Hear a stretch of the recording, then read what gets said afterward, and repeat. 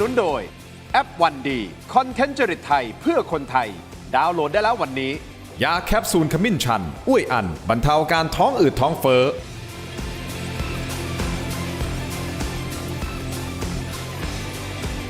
สวัสดีครับตอนรับทุกท่านเข้าสู่รายการถกไม่เถียงครับวันนี้รายการของเราถกประเด็นใหญ่ระดับประเทศของเรา2เรื่องนะครับเรื่องแรกคุณผู้ชมครับเรามีนายกรัฐมนตรีคนที่32คุณอนุทินชาญวีรกูลนะครับจากการโหวตในสภาวันนี้293เสียงนะครับโหวตให้คุณอนุทินชาญวีรกูลเป็นนายกรัฐมนตรีก็ถือว่าเป็นนายกรัฐมนตรีสมัยที่2ของท่านอนุทินนะครับคุณผู้ชมครับแต่เหตุการณ์ที่สภาเกิดอาการช็อกอยู่อย่างหนึ่งครับคุณผู้ชมครับคือประเด็นที่มีงูเห่าสีส้มจากพรรคประชาชนครับคุณผู้ชมครับคนนั้นคือใครอะไรยังไงเดี๋ยวจะมาวิเคราะห์กันนะครับคุณผู้ชมครับนอกเหนือจากนี้การอยู่เป็นรัฐมนตรีนายกรัฐมนตรีและครม.ของคุณอนุทินเนี่ยเขาบอกว่าจะอยู่ยาวๆจนถึง12ปีเลยนะฮะเพราะอะไรครับเพราะว่าคดีใหญ่ๆทางการเมืองคุณผู้ชมครับก็ค่อยๆหลุดไปทีละคดีนะ2คดี3คดีหลุดไปเลยนะครับคุณผู้ชมอันนี้คือประเด็นสำคัญทางการเมืองนอกเหนือจากนี้คุณผู้ชมครับขณะที่การเมืองฉลุยแต่ปากท้องของประชาชนสิครับหนักอยู่ฮะน้ำมันครับบางปั๊มเขาให้เติมน้ำมันแค่5 บาทน้ำมันล่องหนหายไปไหนเพราะว่าเมื่อวานนี้ท่านพิพัฒน์รัชกิจประการบอกว่าวันนี้จะจับแก้ผ้าให้ล่อนจ้อนเลยนะครับผู้ที่อยู่ในห่วงโซ่ของระบบอุปทานของน้ำมันจับแก้ผ้ามาดูนะครับว่าน้ำมันมันหายไปไหนใครกักตุนไว้อย่างไรเดี๋ยวจะมาวิเคราะห์ประเด็นนี้เช่นเดียวกันนะครับเพราะว่าเป็นประเด็นใหญ่สำหรับปากท้องของประชาชนขอต้อนรับแขกรับเชิญของเราทั้ง2ท่านมาวิเคราะห์ในประเด็นนี้นะครับคุณผู้ชมท่านแรกฮะ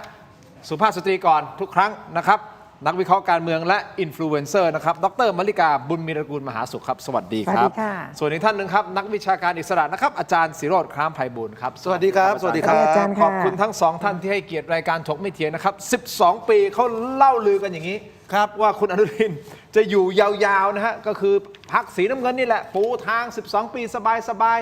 เพราะว่าคดีใหญ่ๆนี่ก็ทยอยหลุดไปทีละคดี2คดี3คดีคุณผู้ชมครับเดี๋ยวมาวิเคราะห์กันเพิ่มเติมแต่ผมขอไล่เรียงก่อนการโหวตนายกรัฐมนตรีวันนี้นะครับคุณผู้ชมครับ19มีนาคมครับที่รัฐสภามีการประชุมสภาผู้แทนราษฎรโดยมีคุณโสพลสารัมซึ่งเป็นประธานสภานะครับท่านทำหน้าที่เพื่อพิจารณาให้ความเห็นชอบบุคคลที่สมควรได้รับแต่งตั้งเป็นนายกรัฐมนตรีโดยเวลาประมาณ 10:10 นาทีคุณชัยชนกชิดชอบจากพรรคภูมิใจไทยได้ยืนขึ้นเสนอชื่อคุณอนุทินชาญวีรกูลหัวหน้าพรรคภูมิใจไทยเป็นนายกรัฐมนตรี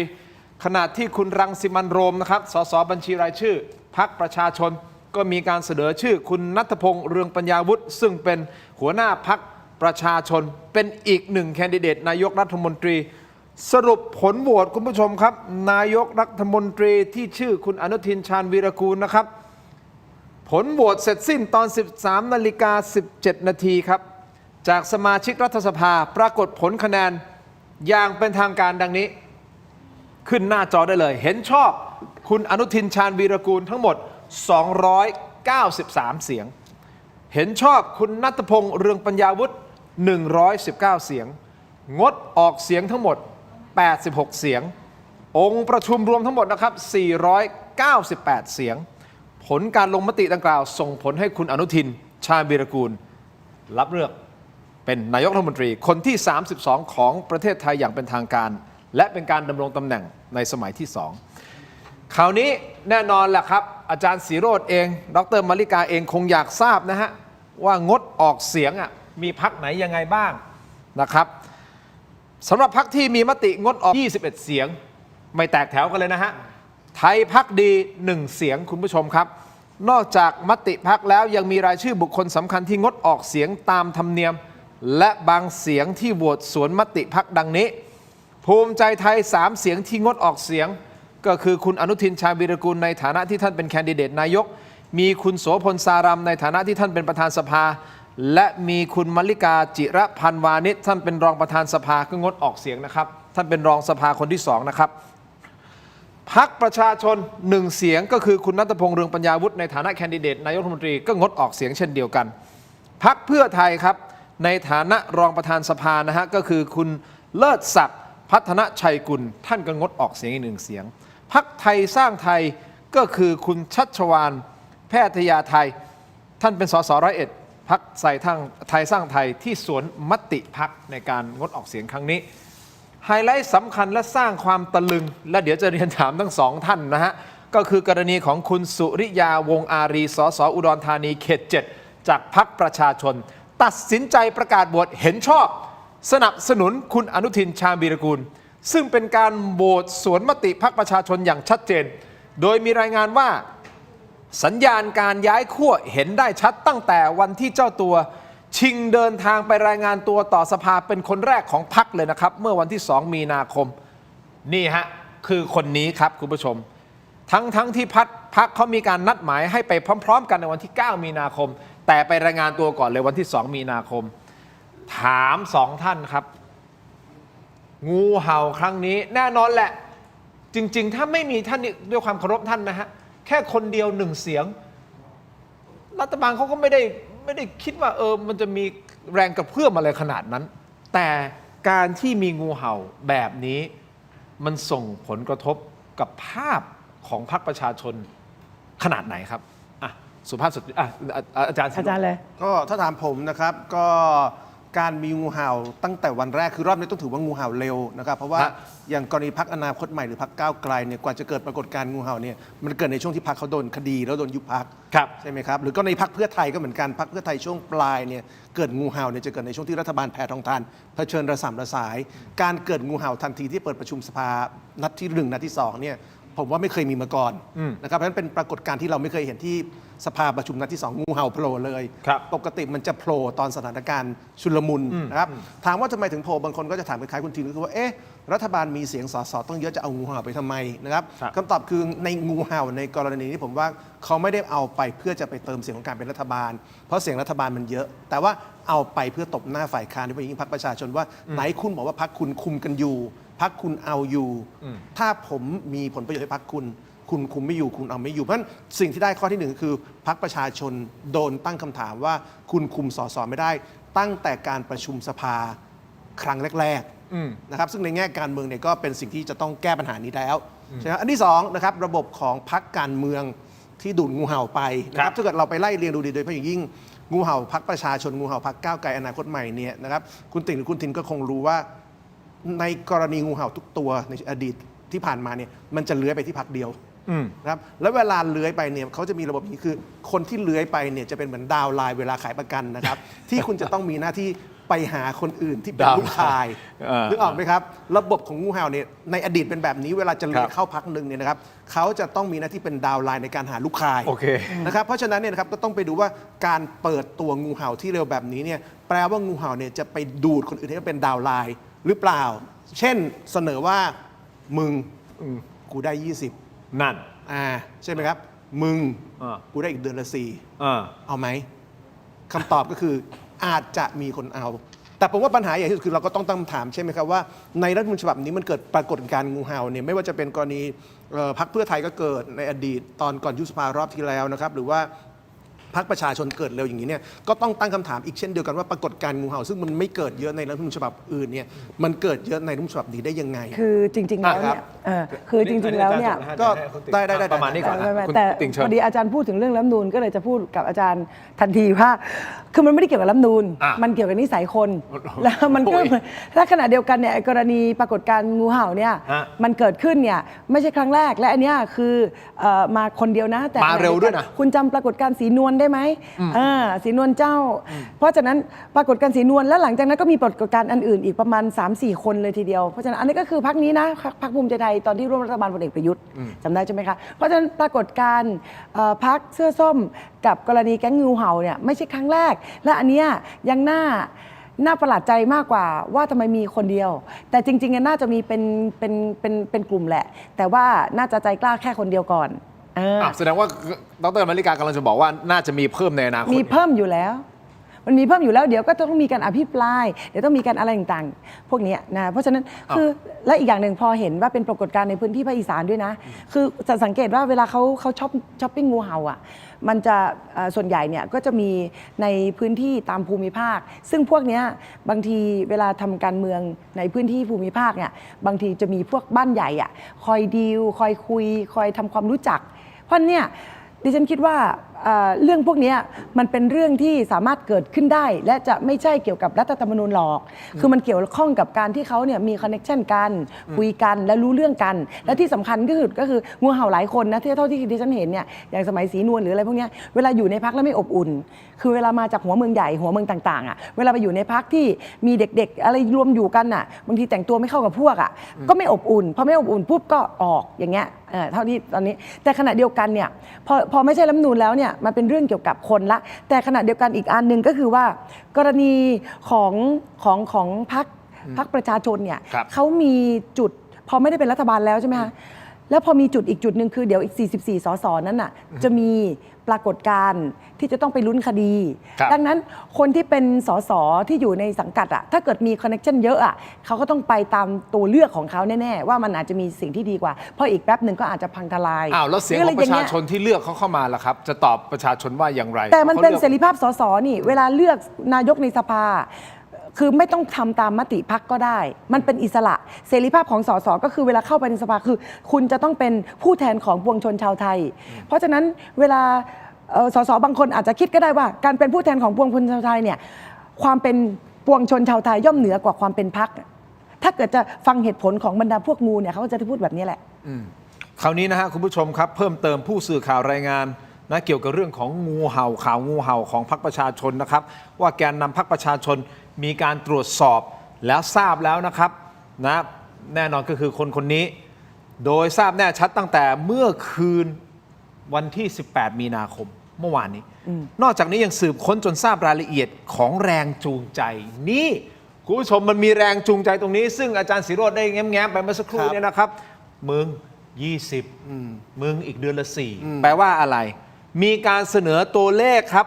นี่คือบอกเป็นข่าวนะรายงานข่าวนะฮะแรงจูงใจมีการเสนอตัวเลขสูงถึง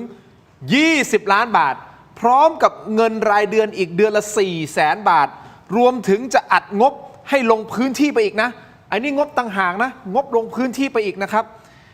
และยังทราบว่าผู้ที่เปิดดีลดูดสสคนนี้เป็นสสพรรคหนึ่งซึ่งในอดีตก็เคยมีพฤติกรรมเป็นงูเห่าเช่นเดียวกันทั้งสองท่านคิดว่าคนที่เป็นงูอดีตงูแล้วมาดูดงูคนนี้เนี่ยคือใครมาจากไหนอย่างไรพักสักครู่ช่วงหน้ากลับมาวิเคราะห์กันต่อและยังมีประเด็นนะครับที่เขาบอกนะ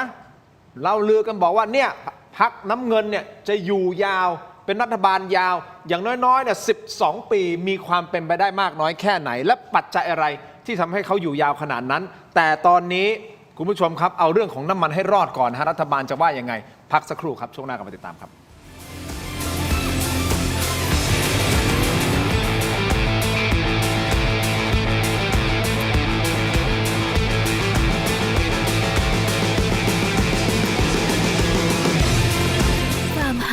Royal Bread สไลซ์หนาเนื้อนุ่มหอมที่สุดของ Farmhouse ยกระดับความอร่อยง่ายๆได้ทุกวัน Farmhouse Royal Bread Everyday Bread Farmhouse ส่งตรงความสดชื่นถึงบ้านคุณกับมะยงชิดลูกใหญ่คัดพิเศษจากสวนเนื้อฉ่ำหวานอมเปรี้ยวเปลือกบางสั่งซื้อได้ที่เว็บไซต์และแอปพลิเคชัน Thailand Postmart ตัวท็อปใกล้ๆส่งให้ถึงมือแชมป์เซียนขจัดคราบประสิทธิภาพพลังแชมป์ผ้าขาวสะอาดรีดง่ายไร้กลิ่นอับกลิ่นหอมถนอมใยผ้าไม่เปลืองแรงขยี้เริ่มต้นที่10 บาทหาซื้อได้ที่ CJ มอทุกสาขาแชมป์เซียนข ฉ จัด ลองครบรอบ 5 ปีถกไม่เถียงแฟนรายการตัวจริงห้ามพลาดกับบ็อกเซตสุดพรีเมียมคุ้มสุดๆเพียง799 บาทคุณจะได้รับไอเทม4 รายการ 1. เสื้อรุ่นประวัติศาสตร์ 2. ลายเซ็นจากผมถิ่นโชคกมลกิจ 3. ยาดมสมุนไพรอุ้ยอันโอสถรุ่น Limited Edition และ 4. สติกเกอร์เซ็ตสุดกวนเอาไปแปะให้สะใจ สั่งซื้อด่วนวันนี้ส่งฟรีได้ร่วมทำบุญกับมูลนิธิบ้านพระพรรีบหยิบมือถือขึ้นมาสแกน QR Code บนหน้าจอตอนนี้ได้เลย ช้าหมดอดแน่นอน ฉลองครบรอบ 5 ปีถกไม่ทัน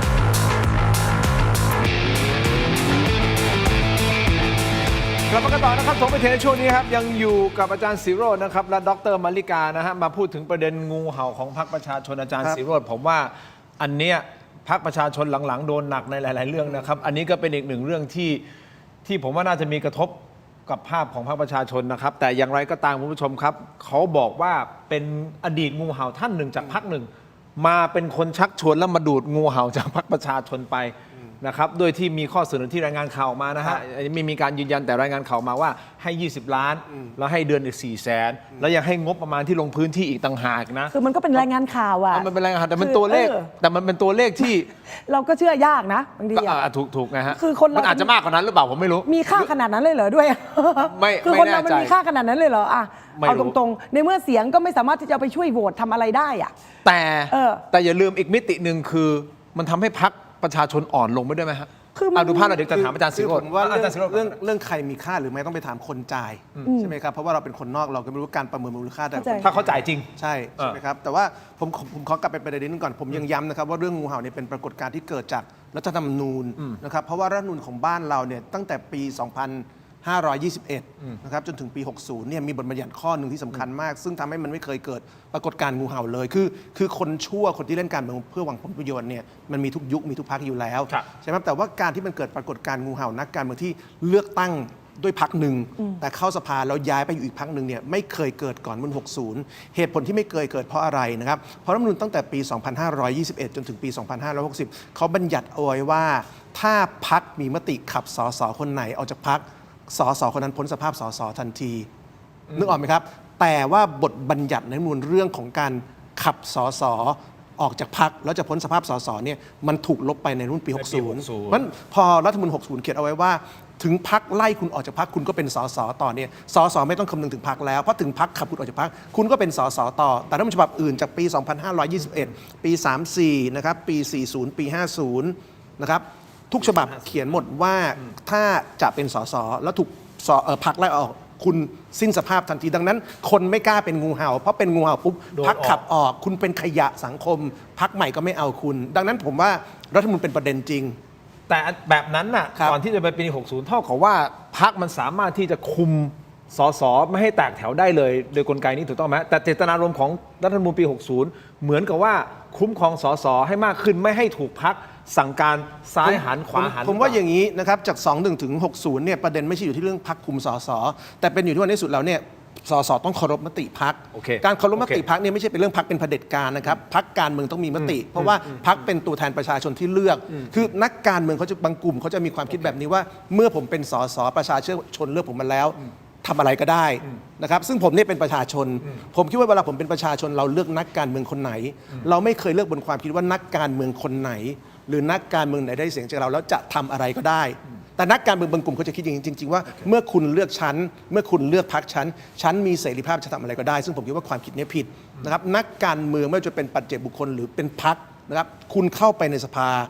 คุณต้องฟังประชาชนที่เลือกคุณเพราะฉะนั้นการอยู่พรรคไหนตามที่ตัวเองเลือกเนี่ยสำคัญเพราะว่าประชาชนเลือกคุณนะครับไม่ใช่เพราะชื่อคุณแต่เขาเลือกคุณเพราะคุณอยู่พรรค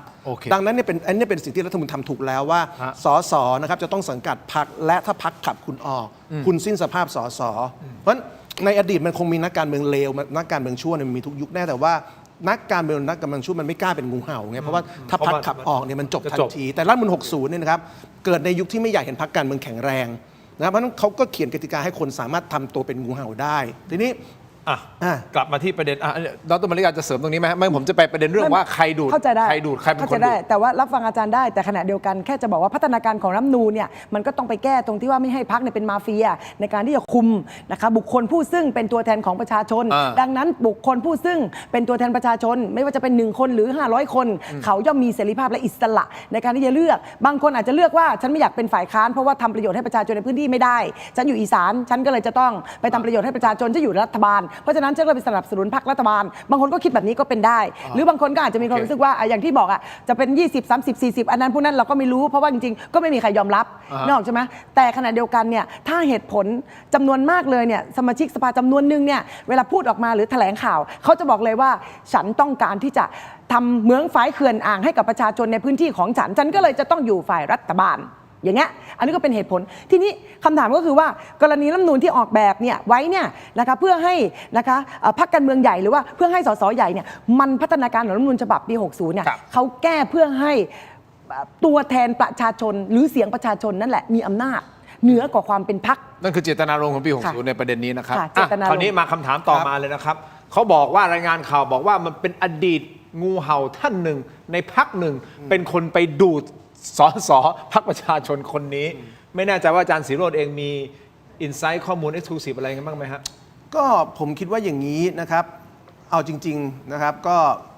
แหมก็ไม่อยากพูดตรงนะครับแต่ว่าถ้าถามตรงก็ต้องพูดตรงว่า ถ้าเราไปไล่เรียงเรื่องของงูเห่านะครับไม่ว่าจะเป็นงูเห่าพรรคเพื่อไทยรอบที่แล้วหรือว่างูเห่าพรรคประชาชนหรืองูเห่าก้าวไกลเนี่ย ครับ งูเห่านี่มันแปลกมันเลื้อยไปอยู่พรรคเดียว เจ๊ มันไม่เคยเลื้อยไปพรรคอื่น ฮะ มันเลื้อยไปอยู่พรรคเดียวนะค ครั รับบ เพราะฉะนั้นพอมันเลื้อยไปอยู่พรรคเดียวเนี่ยผมคิดว่าก็เป็นโมเดลคล้ายๆกันคือว่าคนที่เคยเป็นงูเห่าเป็นบรรพบุรุษงูเห่าเป็นงูเห่าตัวพ่อนะครับซึ่งเคยดูดไปพรรคที่มักจะดูดงูเห่าทั่วไทย ดูดงูเห่าจากเพื่อไทยดูดงูเห่าจากพรรคอื่นๆนะครับก็มีหน้าที่ในการเจรจาในการดูแล้วผมคิดว่ากระบวนการนี้พรรคการเมืองที่เป็นจุดหมายของงูเห่าเนี่ยทำแบบนี้มาตลอดนะครับเช่นเมื่อสักครู่นี้นะครับคุณติ่งพูดถึงสสภาคเหนือท่านหนึ่งนะครับผมว่าก็คงไม่ใช่ความลับที่สสภาคเหนือกลุ่มหนึ่งที่เคยเป็นบรรพบุรุษของงูเห่าปี 62 นะครับก็มีบทบาทอย่างสูงในการพยายามจะเจรจานะครับกับสสพรรคก้าวไกลในช่วงปี 66 ให้เป็นงูเห่าแต่บังเอิญปรากฏการณ์ตอนนั้นมันไม่สำเร็จ เพราะว่าคนเห็นว่าเป็นงูเห่าแล้วมันสอบตก ครับ หมด ครับ นะครับเพราะฉะนั้นผมว่าถ้าถามว่างูเห่าอยู่พรรคไหนนะครับผมว่าในประเทศไทยนะครับพรรคการเมืองที่เป็นเบอร์หนึ่งของการดูดงูเห่า และเป็นจุดหมายของงูเห่า ไม่ว่าจะพรรคไหนเนี่ยมันไปที่เดียวนะครับมันไปที่เดียวนะครับซึ่งไม่ต้องพูดเราก็รู้หมายถึงพรรคอะไรนั่นแหละครับมันเป็นแบบนี้เพราะฉะนั้นผมถึงบอกไงว่าคำถามใหญ่ก็คือว่าเวลามันมีเรื่องของการเกิดสสไม่ว่าจะเกิดจากเพื่อไทยในอดีตหรือพรรคประชาชนในปัจจุบัน ผมถึงถามนะครับว่าจริง ๆคำถามหลักคือไอ้พรรคการเมืองที่ดูดงูเห่าเนี่ยสมควรไหมใช่ไหมคำถามหลักคือ มันไม่ ำถา ควรทั้ง นี้ ถ้ามันมีการดูดและจ่ายเงินกันจริงมันไม่ควรทั้งผู้ดูดกับผู้ถูกดูด ใช่ มันไม่ควรอยู่แล้ว ใช่ ทั้งสองฝั่งนะ ใช่แต่เวลาเราถามเราจะถามน้องว่าพรรคต้นสังกัดทำไมคุมไม่ได้ไงเวลาเพื่อไทยดูเราก็จะเจอคำถามนี้ว่าเอ้ยทำไมเพื่อไทยคุณไม่มีปัญญาควบคุมสสคุณ หรือในกรณีพรรคประชาชนก็จะมีคงจะมีคนโจมตีว่าทำไมคุณไม่มีปัญญาควบคุมสสของพรรคคุณ ซึ่งคำตอบก็คือเพราะรัฐธรรมนูญไม่ให้พรรคมีอำนาจอะไรเลย แต่ ดัง แต่ นั้น พรรคประชาชนออกมาอุดมการณ์ชัดเจนบอกว่าไม่มีใครแตกแถวนึกออกปะนั่นคือสิ่งที่เขาประกาศออกมาไง ครับ มันก็เลยกลายเป็นว่าคนเลยพุ่งเป้าว่าอ้าวไหนบอกไม่แตกแถวแล้วสุดท้ายแตกแถวคน ก็แสดงว่าเขาไม่สามารถคุมทุกคนในพรรคได้เพราะมันไม่มีอำนาจเพราะฉะนั้นการที่เราอยากจะเห็นคนมีอุดมการณ์นะครับแต่เมื่อเข้าไปในสภาพรรคไม่มีเครื่องมือในการคุม อันนั้นแหละคือปัญหาของรัฐธรรมนูญฉบับนี้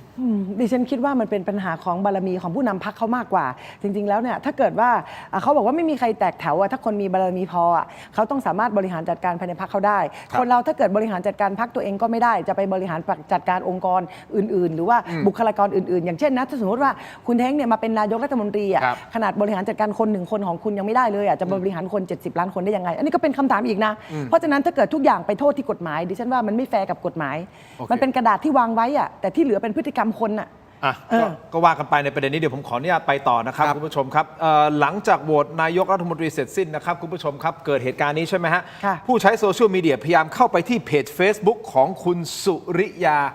วงอารีท่านนี้ฮะจากพรรคประชาชน แต่ปรากฏว่าไม่สามารถเข้าไปชมได้นะครับซึ่งชาวเน็ตมีการตั้งข้อสังเกตว่านอกจากการเปลี่ยนเป็นงูสิ่งที่เขาเชี่ยวชาญมากๆก็คือเทคโนโลยีฮะเพราะสามารถที่จะปิด Facebook ได้ในเสี้ยววินาที หลังจากขานชื่อคุณอนุทินปุ๊บประหนึ่งเหมือนมีการเตรียมตัวมาก่อนหรือไม่นี่คือการตั้งข้อสังเกตนะครับเอาละในประเด็นนี้พัก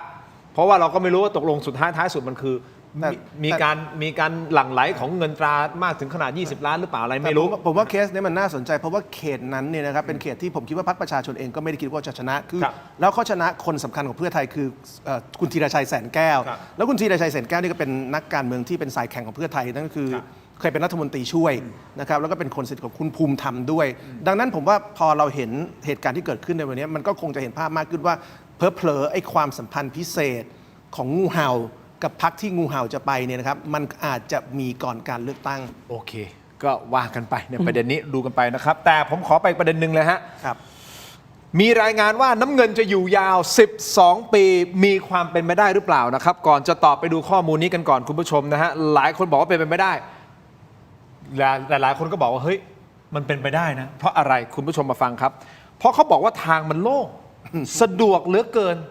ทุกเส้นทางนี่ไม่มีรถติดเลยนะครับ อย่างแรกนะครับเขาบอกว่าคดีหัวสวที่มีการกล่าวหาว่ามีผู้เกี่ยวข้องทั้งหมดเนี่ย229 คนคณะอนุกรรมการของกกตมีมติว่าไม่มีมูลความผิด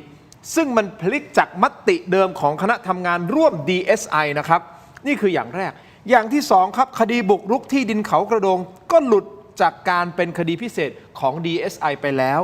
อย่างที่3ครับกรณีซุกหุ้นและมีผลประโยชน์ทับซ้อนของคุณศักดิ์สยามชิดชอบที่ศาลรัฐธรรมนูญเคยชี้ขาดให้พ้นจากตำแหน่งรัฐมนตรีนะครับจำได้ใช่ไหมเหตุการณ์นี้ปรากฏว่าปปชมีมติตีตกคดีนี้ไปแล้วตั้งแต่เดือนกันยายนปีที่แล้วแบบเงียบๆหรือไม่ถามเลยฮะคุณติ่งเป็นไปได้ไหมฮะว่าความโล่งของถนน12 ปีที่ โล่ง พรรค มาก น้ำเงินจะอยู่ เอาให้รอดตอนน้ำมันนี้ก่อน เอาให้รอดก่อน 3 เดือนนี้เอาให้รอดก่อน แล้วตอนนี้เนี่ยยังไม่ได้ทันเป็นนายกรัฐมนตรีแล้วยังไม่ได้ทำฟอร์มครม.ใหม่ แล้วยังไม่รู้เลยนะรัฐมนตรีพลังงานที่มาจากคนนอกที่กำลังแก้พลังงานอยู่ในตอนนี้จะได้อยู่หรือจะได้ไป ตอนแรกเนี่ยมีชื่อจะได้อยู่ถูกไหมแล้วทีนี้พอได้นายกรัฐมนตรีแล้วนายกจะต้องไปเซตอำนาจบริหารของตนเอง ก็จะต้องนำรัฐมนตรีคนนอกเข้ามา แล้วก็นำรัฐมนตรีคนในเข้ามา รวมแล้วทีนี้ใครจะอยู่ใครจะไปยังไม่รู้เลยไอ้ที่บอกว่าเป็นคนดีก็ยังไม่รู้ว่าดีต่อหรือเปล่าแล้ว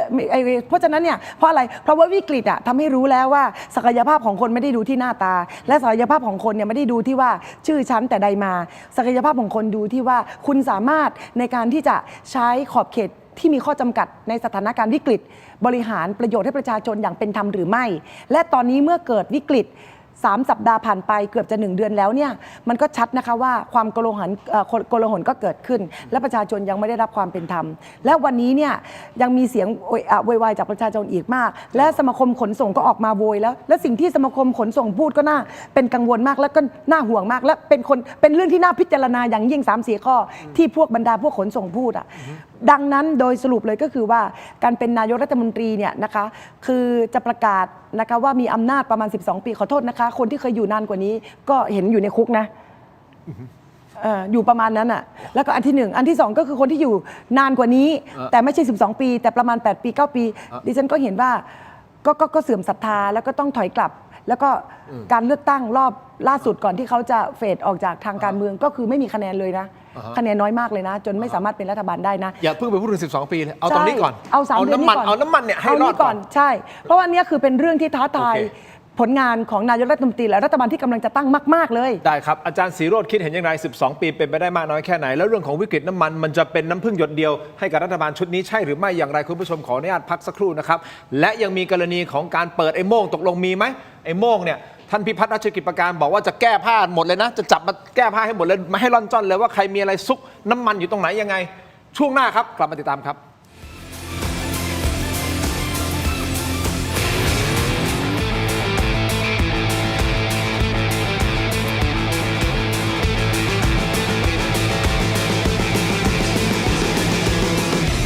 กรอบอร่อยกับโรตีกรอบจิ๋วหอมหวานทานเพลินแค่ฉีกซองก็พร้อมอร่อยแล้วหวานกำลังพอดีคำเดียวไม่เคยพอพิเศษสุดปกติถุงละ49 บาทวันนี้3 ถุงเพียง100 บาทต้นตำรับจังหวัดสตูลอร่อยเพลินแถมได้ช่วยชุมชนมีจำนวนจำกัดสั่งซื้อได้ที่เว็บไซต์และแอปพลิเคชัน Thailand Postmart ตัวท็อปใกล้ๆส่งให้ถึงมือน้องฝันดีเป็นกระต่ายน้อยที่รักการร้องเพลงเป็นชีวิตจิตใจ น้องฝันดีซ้อมร้องซ้อมเต้นทุกวันอย่างไม่เคยเหน็ดเหนื่อย แต่แล้วเรื่องไม่คาดฝันก็เกิดขึ้นก่อนวันแข่งเพียงวันเดียว ยามี ในขณะที่ความหวังกำลังจะหมดไปน้องฝันดีก็มองเห็นบางสิ่งพี่คิดดีเราร้องเพลงไม่ได้แต่เรายังเต้นได้นี่นาและลำดับต่อไปขอเชิญพบกับน้องฝันดีครับน้องฝันดีจะทำอะไรน่ะ อไม่ได้มาร้องเพลงหรอกหรอ ว้าว ถึงจะร้องเพลงไม่ได้ แต่น้องฝันดีก็เปลี่ยนวิกฤตให้เป็นการแสดงที่ยอดเยี่ยม พร้อมกับเพื่อนๆของเธอ ด้วยความคิดสร้างสรรค์อันน่าทึ่งทำให้น้องฝันดีได้รับรางวัลไปครอง และที่สำคัญที่สุด เธอยังได้เรียนรู้บทเรียนอันมีค่าอีกด้วย เมื่อแผนหนึ่งไม่สำเร็จ เราก็สร้างแผนใหม่ได้เสมอค่ะ อย่ายอมแพ้นะครับ จำไว้นะคะเด็กๆ ทุกปัญหามีทางออกเสมอ ขอแค่เราไม่ยอมแพ้ ดูนิทานย้อนหลัง อ่านอีบุ๊กสนุกๆ ทำตารางเรียนออนไลน์ฟรี ค้นพบโลกแห่งจินตนาการไร้สิ้นสุดได้ที่ herodigital.com/kidsfun แล้วเจอกันนะ น้องฝันดีเป็นกระต่ายน้อยที่รักการร้องเพลงเป็นชีวิตจิตใจ น้องฝันดีซ้อมร้องซ้อมเต้นทุกวันอย่างไม่เคยเหน็ดเหนื่อย แต่แล้วเรื่องไม่คาดฝันก็เกิดขึ้นก่อนวันแข่งเพียงวันเดียว ในขณะที่ความหวังกำลังจะหมดไป น้องฝันดีก็มองเห็นบางสิ่ง พี่คิดดี เราร้องเพลงไม่ได้ แต่เรายังเต้นได้นี่นา และลำดับต่อไป ขอเชิญพบกับน้องฝันดีครับ น้องฝันดีจะทำอะไรน่ะ เธอไม่ได้มาร้องเพลงหรอกหรอ ว้าว ถึงจะร้องเพลงไม่ได้ แต่น้องฝันดีก็เปลี่ยนวิกฤตให้เป็นการแสดง สนับสนุนโดย ยาท่าน้ำขาวหารคู่ 49 บาท ฝาสีฟ้า มีตัวยาฟีนิลซาลิซิเลตไอเฮิร์บชูการ์ฟรี ชุ่มคอ มีสารสกัดสมุนไพร 4 ชนิด กลับมาต่อคุณผู้ชมครับถกไปเถียงกับดรมลิกาและอาจารย์ศิโรจน์นะฮะอันนี้ค้างกับอาจารย์ศิโรจน์กับคำถามที่ผมถามดรมลิกาไปแล้วแสดงความคิดเห็นไปแล้วเกี่ยวกับเรื่องของ 12 ปีน้ำเงินพังงาดน่าจะอยู่ 12 ปีได้เพราะเหตุผล 3 เหตุผลที่ผมบอกไปคดีใหญ่ๆเกิดทยอยหลุดไป 1 2 3 นะฮะอาจารย์ศิโรจน์มองว่ามีโอกาสเป็นไปได้ไหมที่น้ำเงินจะอยู่ยาวขนาดนั้นข้อที่ 1 ข้อที่ 2ดรมาริกาบอกแล้วไอ้ความท้าทายรัฐบาลอย่าไปมอง 12 ปีเลยเอาน้ำมันอ่ะไอ้เรื่องวิกฤตน้ำมันตอนนี้ที่ประเทศไทยเจออยู่อ่ะที่ประชาชนตอนนี้ยังต่อแถวกันอยู่เนี่ยเอาให้รอดก่อนอาจารย์ศิโรจน์มองไงครับ 12 ปีเป็นไปไม่ได้ครับ เป็นราคาคุยนะครับ ราคาคุย ประเทศไทยไม่เคยมีใครเป็นนายกได้ 12 ปี หมายถึงพรรคน้ำเงินอยู่เป็นฝ่ายรัฐบาล พรรคน้ำเงินอาจจะอยู่เป็นฝ่ายรัฐบาลได้แต่ถ้าเป็นแกนนำรัฐบาลผมว่า 12 ปีไม่ได้ ยาก เป็นฝ่ายรัฐบาลมันก็คือใครไปอยู่รัฐบาลเราร่วมเนี่ยคือต้องยอมรับว่าบ้านเรามีพรรคการเมืองบางพวกที่เชี่ยวชาญในการเป็นรัฐบาล แต่ถ้าบอกว่าจะเป็นแกนนำรัฐบาล 12 ปีผมว่าเป็นไปไม่ได้นะครับผมพูดง่ายๆคนที่เป็นนายกนานในบ้านเราในรอบ 20 กว่าปีที่คนนึกออกก็มีอยู่ 2 คนคือลุงตู่กับคุณทักษิณนะครับคุณทักษิณเนี่ยอยู่ยาวสุดคือ 5 ปี 44 ถึง 49 ลุงตู่เนี่ยเหมือนอยู่ยาวแต่ว่าแกอยู่ยาวด้วยการรัฐประหารนะครับพอการเมืองเข้าสู่โหมดเลือกตั้งแกอยู่ได้แค่ 4 ปี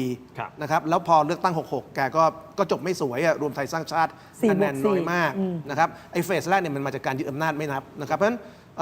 ก็ต้องไปถามคุณอนุทินนะครับว่าคุณอนุทินประเมินว่าตัวเองกับคุณทักษิณหรือลุงตู่เนี่ยใครมีศักยภาพมากกว่ากันเอาอย่างนั้นละกันถ้าเราคิดว่าคุณอนุทินมีศักยภาพมากกว่าคุณทักษิณหรือลุงตู่ก็โอเคคุณอนุทินอาจจะอยู่ 12 ปี แต่ผมว่าถ้าเราคิดว่าคุณทักษิณหรือลุงตู่เนี่ยเก่งกว่าคุณอนุทิน2ท่านนี้ทำได้สูงสุดคือ5 ปีกับ 4 ปีนับนี่คือข้อที่1ข้อที่2ผมคิดว่าการอยู่รอดของรัฐบาลเนี่ยบางคนชอบคิดว่าจะอยู่รอดหรือเปล่าขึ้นอยู่กับ1คุณมีแบ็คดีไหมคุณมีความสามารถในการหลุดคดีต่างๆไหมแต่ผมว่าความอยู่รอดของรัฐบาลที่สำคัญที่สุดคืออยู่รอดโดยชนะใจประชาชนทีนี้การชนะใจประชาชนคุณต้องมีผลงาน ก็เหมือนที่คุณติ่งพูดนะครับวันนี้ปัญหาเรื่องน้ำมันเนี่ยนะครับรัฐบาลจะฝ่าได้ไหมนะครับปัญหาเรื่องสินค้าแพงเราจะฝ่าได้ไหมวันนี้เอาแค่เรื่องน้ำมันก่อนนะครับว่าน้ำมันในประเทศที่รัฐบาลพร่ำบอกว่ามีน้ำมันพอมีน้ำมันพอเดี๋ยวก็90 วันเดี๋ยวก็102 วันเนี่ยถ้ามันมีน้ำมันพอทำไมหน้าปั๊มทั่วประเทศมันไม่มีแม่สอดไม่มีกรุงเทพไม่มีบางบัวทองไม่มีสงขลาไม่มีนะครับหาดใหญ่ไม่มีอีสานไม่มีมันไม่มีกันหมดแล้วเนี่ยหมดเนี่ยเถียงขึ้นป้ายอย่างเงี้ยใช่มันหมดกันหมดแล้วถ้าเกิดบอกว่าน้ำมันพอแต่น้ำมันไม่มีมันก็แปลอยู่2อย่าง1คนที่บอกว่าน้ำมันพอโกหกซึ่งเราไม่อยากคิดอย่างนั้นเพราะคนที่บอกน้ำมันพอคือรัฐบาลถ้าประเทศไทยต้องสรุปว่ารัฐบาลโกหกประเทศนี้อยู่ไม่ได้แล้วนะครับแต่ทีนี้ถ้าเราเชื่อรัฐบาลว่าน้ำมันพอแต่น้ำมันไม่มีก็แปลว่าต้องมีคนอมน้ำมันต้องมีคนโกงน้ำมันใช่ไหมเพราะว่าถ้าน้ำมันพอแปลว่าน้ำมันจากโรงกลั่นมีพอทีนี้ปัญหาคือถ้าน้ำมันจากโรงกลั่นมีพอก็แปลว่ามี2ดอกที่ต้องมีคนอมน้ำมันเช่นคนส่งน้ำมันอมน้ำมันกับปั๊มเนี่ยกักตุนน้ำมัน ผมก็ไม่อยากจะคิดว่าบ้านเราเนี่ยกระทรวงพลังงานกระทรวงพาณิชย์รัฐบาลเนี่ยอ่อนแอจนจะทำให้คนส่งน้ำมันกับปั๊มน้ำมันเนี่ยกักตุนน้ำมันใช่ไหมครับเพราะถ้าเกิดบอกว่าน้ำมันมีพอแต่น้ำมันหน้าปั๊มไม่มีเนี่ยมันต้องมีคนโกงมันต้องมีคนอม แล้วมันก็ต้องแปลว่ารัฐบาลปล่อยปละให้คนที่มันโกงมันอมเนี่ยมันเก็บน้ำมันกักตุนเพื่อลากราคาน้ำมัน เดี๋ยวดูท่านพิพัฒน์ราชกิจการท่านบอกใช่ไหมฮะหลังจากโหวตนายกอะไรเรียบร้อยแล้วท่านจะคุยต่อเลยนะเรื่องนี้เรื่องน้ำมันนั้นแล้วก็เรียกผู้ที่เกี่ยวข้องในห่วงโซ่ตรงนี้นะครับไม่ว่าจะเป็นโรงกลั่นน้ำมันเองนะฮะจ็อบเบอร์เองนะฮะกลุ่มผู้ค้ามาคุยกันเลย แล้วก็มาเขาใช้คำว่าแก้ผ้านะคุณแก้ผ้าให้ดูเลยว่าตกลง ครับ ใครมีอมน้ำมันไว้หรือเปล่าอันนี้เดี๋ยวเราอัปเดตตรงนี้นะ ใช่แต่ว่าคือผมว่าตอนนี้คือรัฐมนตรีจะคุยเพื่ออะไรคือตอนนี้ข้อเท็จจริงเชิงประจักษ์คนรู้แล้วว่าน้ำมันเนี่ยนะครับทางปั๊มเขาบอกแล้วว่า1คนส่งให้เขาลดลง ทีนี้ไอ้คนส่งน้ำมันก็บอกว่าที่เขาลดลงเนี่ยเพราะว่าเขาได้รับน้ำมันที่ฟีดเข้าระบบการส่งลดลง แสดงว่าตอนนี้ต้นต่อทั้งสองส่วนในห่วงโซ่ คือกลุ่มปั๊มกับกลุ่มคนส่งเขาชี้เป้าไปที่โรงกลั่น โรงกลั่น ว่า แล้ว โรงกลั่นไม่ปล่อย ทีนี้เมื่อโรงกลั่นไม่ปล่อยเนี่ยนะครับโรงกลั่นคือใครโรงกลั่นคือคนที่คุมธุรกิจพลังงานใหญ่ที่สุดในประเทศ คือใครบ้างก็นี่ไงและ ตลาด ขณะ พลังงานหุ้น อ่า หุ้นพลังงานเนี่ยก็คือท็อปทีของตลาดหุ้นไทย เพราะฉะนั้นวันนี้มันไล่เส้นไปจบที่โรงกลั่นอยู่ที่โรงกลั่นรัฐมนตรีกล้าแตะไหม แล้วรัฐมนตรีก็มาจากอีพวกโรงกลั่นนี่รัฐมนตรีก็มาจากปตท ก็ก่อนที่จะมาอยู่นี่ก็อยู่ปตท เพราะฉะนั้นคำถามว่าตอนที่อยู่ปตทเนี่ยเป็นอะไรเป็นทำงานโดยเป็นลูกจ้างภายใต้โรงกลั่นใช่ไหมหรือเป็นทำงานเป็น CEO ของอะไร เพราะฉะนั้นเนี่ยกล้าที่จะบริหารจัดการในภาวะวิกฤตเนี่ยอย่างเบ็ดเสร็จเด็ดขาดหรือไม่ในกล้าในการที่จะคำรามเขาไหม อันนี้คือเราตั้งเป็นคำถามใช่ไหมเราตั้งเป็นคำถามนะ ทั้งหมดตั้งเป็นคำถามไม่ได้บอกกล่าวหาใคร แต่ตั้งเป็นคำถามนี้สงสัยนะทั้งประเทศเลย เพราะว่าถ้ารัฐบาลบอกมีน้ำมันพอหน้าปั๊มต้องมี ใช่ไหมครับถ้าน้ำมันพอหน้าปั๊มต้องมี แล้วอีก ตอนนี้ครับทั้งประเทศเนี่ยนะน้ำมันไม่มีแล้วคนไทยทั่วโลกเขาก็บ่นกันว่าเฮ้ยทุกคนที่อยู่ในประเทศอื่น ที่มีปัญหาสงครามเหมือนกันน้ำมันมันป ทำ ก ไม ติ ประเทศเรามันไม่เข้าแถวเหมือนเราวะทำไมประเทศเขมรมันบอกว่าเหลืออีก 14 วันมันก็ลำบากนะ แต่เขมรตอนนี้มันยอมรับออกมาเฉยเลยนะวันนี้แถลงข่าวนะเขมรนะบอกว่ายอมรับออกมาเฉยเลยว่าฉันได้รับน้ำมันนำเข้าจากประเทศไทยแล้วอ้อมไปทางลาวเสียเวลานิดนึงแต่ข่อยก็มีใช้คือเนี่ยเป็นต้นอย่างและตอนนี้ก็คือว่าพอวิกฤตแล้วก็ไม่รู้จะได้หรือเปล่าคำถามก็คือถ้าไล่จากอาจารย์ศรีโรจน์พูดเมื่อครู่นะแปลว่าอะไรแปลว่ามีคนติดคุกกันโขเลยนะเพราะอะไรเพราะเราบอกว่าห้ามส่งออกใช่ไหมตอนนั้นตอนที่มีสงครามกันน่ะแปลว่าน้ำมันเนี่ยที่มันไม่มีอยู่หน้าปั๊มตอนนี้แสดงว่าก่อนหน้านั้นมันหายไปเพราะมันเอาไปออกไปตั้งนั่นไงมันไม่ได้ไล่บี้ไงแต่ถ้าเกิดไล่เบี้ยกันในตอนนี้นะมันจะต้องไล่ไปถึงกี่คนน่ะแล้วนายกก็รักษาการอยู่แล้วก่อนหน้านี้เป็นนายกตัวจริง แล้วก่อนหน้านั้นนายกใครอีก แล้วมันช่วงยุคไหนอีกอะที่น้ำมันหายไปช่วงที่รบกับเขมรน่ะ แต่ฟังคุณติ่งเนี่ยนะเห็นตัวละครเกี่ยวข้องขนาดรู้เลยว่าจุดจบไม่มีใครติดคุก ก็นี่ไง คือมันเกี่ยวกันเยอะไงเพราะฉะนั้นติดคุกไม่ได้เดี๋ยวมันเจ๊งกันหมด ไม่ คือ ได้ ไอ้ประเทศเราเนี่ยถ้าจะมีคนติดคุกมันต้องเป็นคนผิดที่ถูกฆ่าตัดตอน คือถ้ามันเกี่ยวเยอะขนาดนี้มันจะจบโดยการที่ทุกคนไม่มีใครติดคุกแล้วที่รัฐมนตรีพิพัฒน์บอกว่าจะลากมาแก้ผ้าให้ล่อนจ้อนเนี่ยนะผมว่าตอนนี้คนที่ถูกแก้ผ้ามากที่สุดคือรัฐมนตรีพิพัฒน์เองอะว่าตอนนี้ท่านจะมีความสามารถในการแก้ปัญหานี้ขนาดไหนอะ แล้วตัวท่านเองอะทับซ้อนหรือไม่ด้วยนะ เพราะว่าท่านก็ใช่ไหม ใช่ ก็มีธุรกิจอะทางด้านพลังงานอะ ใช่ แล้วทีนี้ฉันก็ไม่เข้าใจว่านายกรัฐมนตรีอะตั้งคุณพิพัฒน์มาได้ยังไง เอาอย่างนี้เพื่อความเป็นธรรมเดี๋ยวฟังเสียงท่านพิพัฒน์นิดนึงนะฟังหน่อยฮะฟังกันนะ หรืออะไรเอาว่าทุกแผนกที่มีส่วนในการค้าขายน้ำมัน แล้วจะมาแก้ผ้าดูทีละคน ว่าใครที่ตุนน้ำมัน ใครที่โกหกพรุ่งนี้ก็จะเป็นการจับเท็จให้ได้นะครับว่าสิ่งที่โรงกลั่นประกาศว่าน้ำมันคุณมีน้ำมันไม่ได้ช็อตกระทรวงพลังงานบอกว่าไม่ได้ช็อตปตทบอกไม่ได้ช็อตแล้วทำไมน้ำมันกลั่นออกมาแล้วคลังน้ำมันหรือซัพพลายเออร์ถึงไม่ได้รับน้ำมันเหมือนปกติซ้ำร้ายขายส่งก็บอกไม่มีน้ำมันขายเพราะฉะนั้นใครเท็จก็เชื่อว่าพรุ่งนี้พวกเราคงได้รู้ ท่านให้สัมภาษณ์เมื่อวานนี้นะฮะท่านบอกว่าพรุ่งนี้ก็แปลว่าวันนี้ วันนี้ เอางี้ผมถามแบบตรงๆเลย ระหว่างนี้กำลังประชุมอยู่ โอเคคิดว่าจะมีความจริงออกมาไหมอันนี้สั้นๆนิดเดียวคิดว่าจะมีความจริงออกมาว่าใครว่าน้ำมันอยู่ไหน มีความจริงแต่ทำอะไรได้อะคนที่จะต้องแก้ให้ดูก็ท่านน่ะคนแรกเลย ท่านก็ ในฐานะที่เป็นรัฐมนตรีแล้วรับมอบอำนาจมา ให้ไปดูแก้ปัญหาตั้งแต่ต้นเลย ก่อนที่จะไปมอบท่านเอกนิติเนี่ยคนนี้เขารับผิดชอบตั้งแต่ต้นเลยนายกมอบมาเนี่ย อาจารย์ศิโรจน์คิดว่าจะเจอไหมน้ำมัน Mission Impossible ไม่มีเจอ แล้วสุดท้ายยังไงคือไม่มีเจอแล้วประชาชนเรา ก็อยู่ระหว่างตรวจสอบ แล้วเราก็อยู่กันอย่างนี้เหรอครับ เราอยู่กันอย่างนี้อยู่กันอย่างที่ต่อแถว เราไม่ควรอยู่กันแบบนี้ ก็ใช่ไงแต่หมาย แต่ ถึง ว่า ว่า รัฐบาลเนี่ยเขาจะทำให้เราอยู่กันแบบนี้ไงคุณก็อย่างวันนี้ในสภาใช่ไหมครับไอ้เรื่องโหวตนายกเห็นไหมล่ะโหวตนายกเสร็จตั้งแต่บ่ายโมง แล้วสสในสภาพรรคประชาชนรังสิมันต์โรมเรียกร้องให้อภิปรายเรื่องน้ำมัน คุณอภิสิทธิ์เวชชาชีวะเรียกร้องให้อภิปรายเรื่องน้ำมัน ใช่ ประธานสภาจากพรรคภูมิใจไทยโสพลสารัมปิดประชุม คือซึ่งเนี้ย คือวันนี้สภาอยู่นายกอยู่รัฐมนตรีอยู่ ครบกันหมด เวลาในสภามีเหลือเฟือบ่ายโมงครึ่งโหวตนายกจบ คุณปิดสภาทำไม คุณผู้ชมปิดสภาทำไมผมไม่รู้นะฮะ แต่ที่แน่ๆที่ผมรู้คือคุณผู้ชมสแกน QR Code ตอนนี้เลยนะครับ เดี๋ยวเราไปต่อที่ออนไลน์นะฮะเทเลดิจิทัลใน YouTube Facebook ถกไม่เถียงนะครับ ยังมีกรณีเรื่องของบาร์โค้ดบนบัตรเลือกตั้งด้วยนะฮะศาลรัฐธรรมนูญนะครับมติ 6-3 ถูกต้องไหมฮะรับไปวินิจฉัยนะครับ ไอ้ตรงนี้แหละฮะคุณผู้ชมครับมีโอกาสมากน้อยแค่ไหน ที่เลือกตั้งจะโมฆะนั่นหมายความว่าที่มีการโหวตกี่เสียงถ้าโมฆะขึ้นมานี่คือล้มกระดานหมดเลยนะฮะไปต่อกันในออนไลน์วิเคราะห์กันต่อเพิ่มเติมกับทั้งสองท่านสำหรับทีวีครับขอบคุณทั้งสองท่านก่อนครับ ขอบคุณครับขอบคุณครับขอบคุณครับ เจอกันในออนไลน์ครับสวัสดีครับ สวัสดีครับ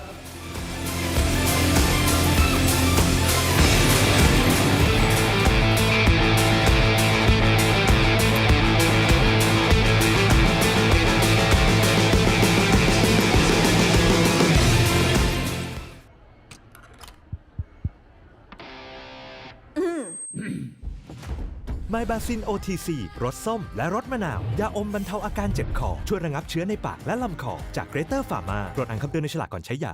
I Herb You Sugar Free ชุ่มคอ มีสารสกัดสมุนไพร 4 ชนิด I Herb You Sugar Free ด้วยนะ มีบ้านนึกถึงแอปบ้านบายแจมมีซับให้เลือกมากกว่า 5,000 รายการ ดาวน์โหลดได้แล้ววันนี้ ทั้งระบบ iOS และ Android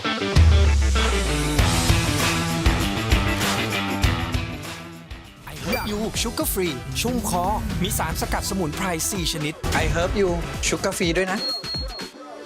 I ปวด Herb หัว You จ่ายกันด้วยอ่ะ แถวบ้านของผมช่วงแถวบางนาเมื่อเช้านี้คนรถเขาพยายามจะไปเติมให้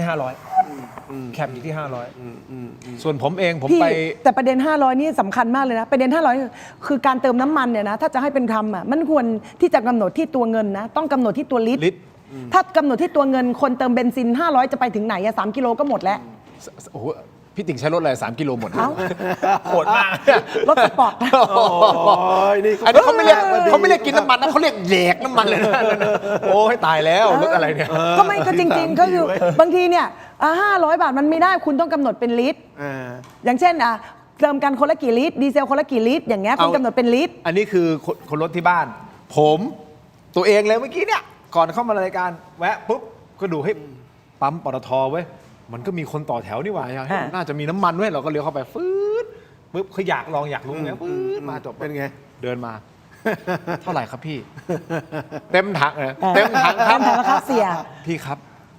ได้เต็มที่ 1,500 นะครับเฮ้ย 1,500 ไม่ถึงอยู่แล้วแล้วผมไม่ถึงก็ยังดีอยู่ไม่ใช่500ก็แบบ1,500 ครับปตทเขาแคปที่ 1,500 หมายถึงปั๊มนี้นะ ผมไม่รู้ปั๊มอื่นเป็นยังไงนะแต่ปั๊มที่ผมไปเนี่ย คือตอนแรกบางจากออกมาก่อนว่าจำนวนไม่เกิน 700 ทีนี้ก็เจ๊งบงเพราะโดนด่าเสร็จแล้วปตทดันออกมามาตรการเดียวกันบอกว่า 500 ก็เจ๊งบงก็โดนด่าทีนี้ก็เลยใช้วิจารณญาณไงแต่ฉันบอกว่าเฮ้ยคุณกำหนดเป็นตัวเงินมันไม่ได้ เพราะว่าน้ำมันแต่ละชนิดมันไม่เหมือนกันต้องกำหนดเป็นตัวลิตรใช่ไหม ก็มันไม่พอไงสมมติตัวลิตร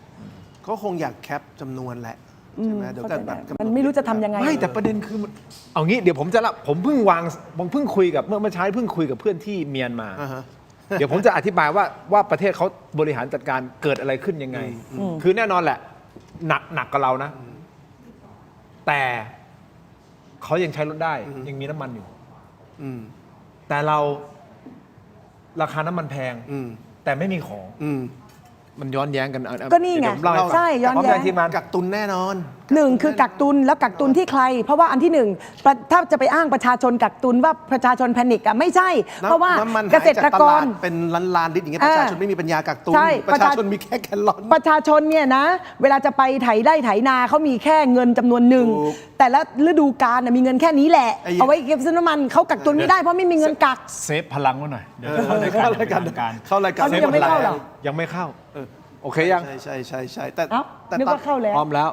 5 4 3 2 กลับเข้ามาครับถกไม่เถียงในช่วงของออนไลน์คุณผู้ชมครับ ยังอยู่กับ 2 ท่านของเรานะครับ นักวิเคราะห์การเมืองและอินฟลูเอนเซอร์และ ว่าที่ผู้สมัครผู้ว่ากทม ใช้คำนี้ได้ใช่ไหม ได้ ดรมลิกาบุญมีตระกูลม ค่ะ หาสุขนะครับ ส่วนอีกท่านหนึ่งฮะนักวิชาการอิสระ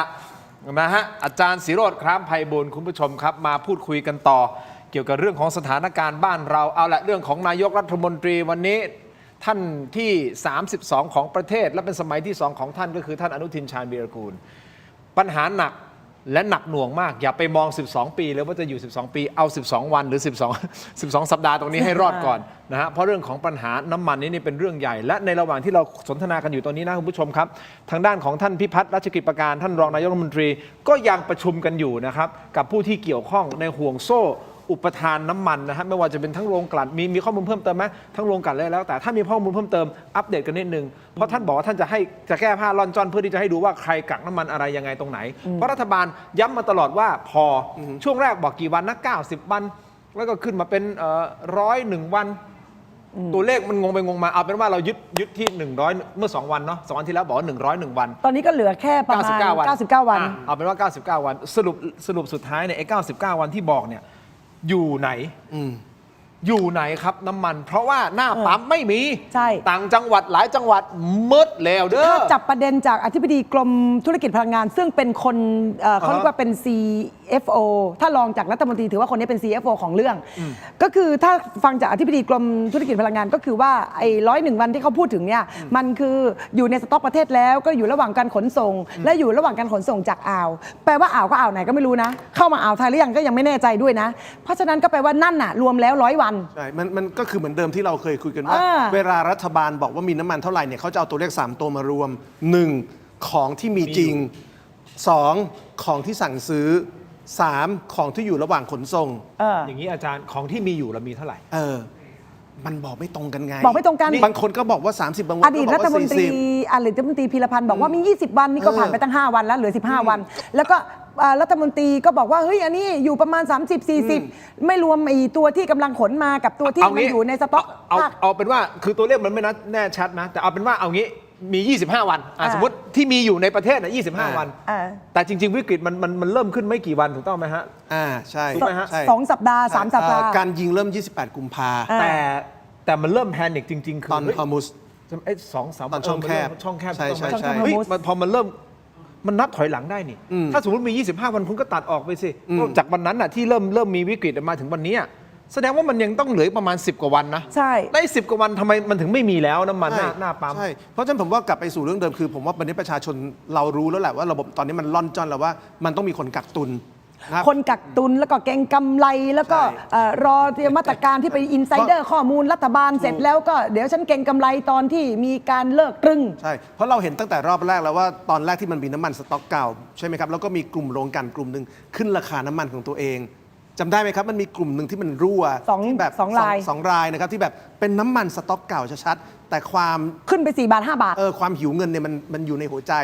มันก็เลยขึ้นราคาทั้งที่น้ำมันมันคือเป็นสต็อกเก่าเพราะฉะนั้นเราเห็นพฤติกรรมมาแล้ว โอเคเอางี้ แล้วก็ขึ้นไปปุ๊บพอเขาบอกตึงปุ๊บไอ้ที่ขึ้นไปแล้วก็ไม่รู้เอาไปคืนให้ใครด้วยนะ ไม่ได้เอาคืนให้กองทุนพลังงานนะ แล้วก็คือใส่กระเป๋าตัวเองหมดเลยนะ นั่นน่ะทุจริตเลยนะ แต่ผมก็กลับไปสู่นี้คือว่าตอนนี้คำถามใหญ่ซึ่งเมื่อกี้คุณทินก็คุยไว้ก็คือว่าคนอื่นในประเทศอื่นเนี่ยโอเคปัญหาน้ำมันเนี่ยเป็นปัญหาที่มันเป็นปัญหา geopolitics จากฮอร์มุสใช่ไหมครับแล้วก็จะแรงขึ้นเรื่อยๆแต่ใน geopolitics หรือภูมิรัฐศาสตร์โลกอันเดียวกันเนี่ยมันสร้างความเดือดร้อนและกับประชาชนแต่ละประเทศมันไม่เหมือนกันไงโอเคอย่างบังคลาเทศเนี่ยเราเห็นว่าเดือดร้อนหนักจริงนะครับต้องปิดโรงเรียนต้องปิดมหาวิทยาลัยนะครับแต่อย่างประเทศอื่นหลายประเทศที่มีปัญหาเรื่องน้ำมันมันก็อย่างเคสดูไบอย่างเงี้ยมียิงกันมีระเบิดแต่น้ำมันมันยังไม่มีปัญหาอะไรข้าวของยังราคาปกติอยู่ ใช่ อเมริกาเองก็ยังเป็นแบบนั้นอยู่ ใช่ มาเลเซียก็ยังเป็นแบบนั้นอยู่คำถามคือเพราะอะไรเพราะฉะนั้นปัญหาของไทยเนี่ยคือปัญหาของการจัดการใช่ไหมครับคืออย่าอ้างว่าโลกมีสงคราม เพราะว่าสงครามนี่คือปัญหาทั้งโลก แต่ในการมีสงครามทั้งโลกเนี่ยนะครับมันไม่ใช่ทุกประเทศมีปัญหาน้ำมันขาดแคลนแต่บ้านเรานะครับผมพูดตรงๆคือรัฐบาลทุกชุดเนี่ยนิสัยแบบนี้เศรษฐกิจไม่ดีปุ๊บรัฐบาลทุกชุดนะครับจะเป็นยุคลุงตู่ยุคเพื่อไทยนะครับยุคไทยรักไทยแล้วเดี๋ยวยุคอนุทินก็จะบอกว่าอ๋อเวลาเศรษฐกิจไทยไม่ดีเพราะเศรษฐกิจโลกมันไม่ดีแล้วก็อ้างอย่างเงี้ยเป็น10 ปีโดยที่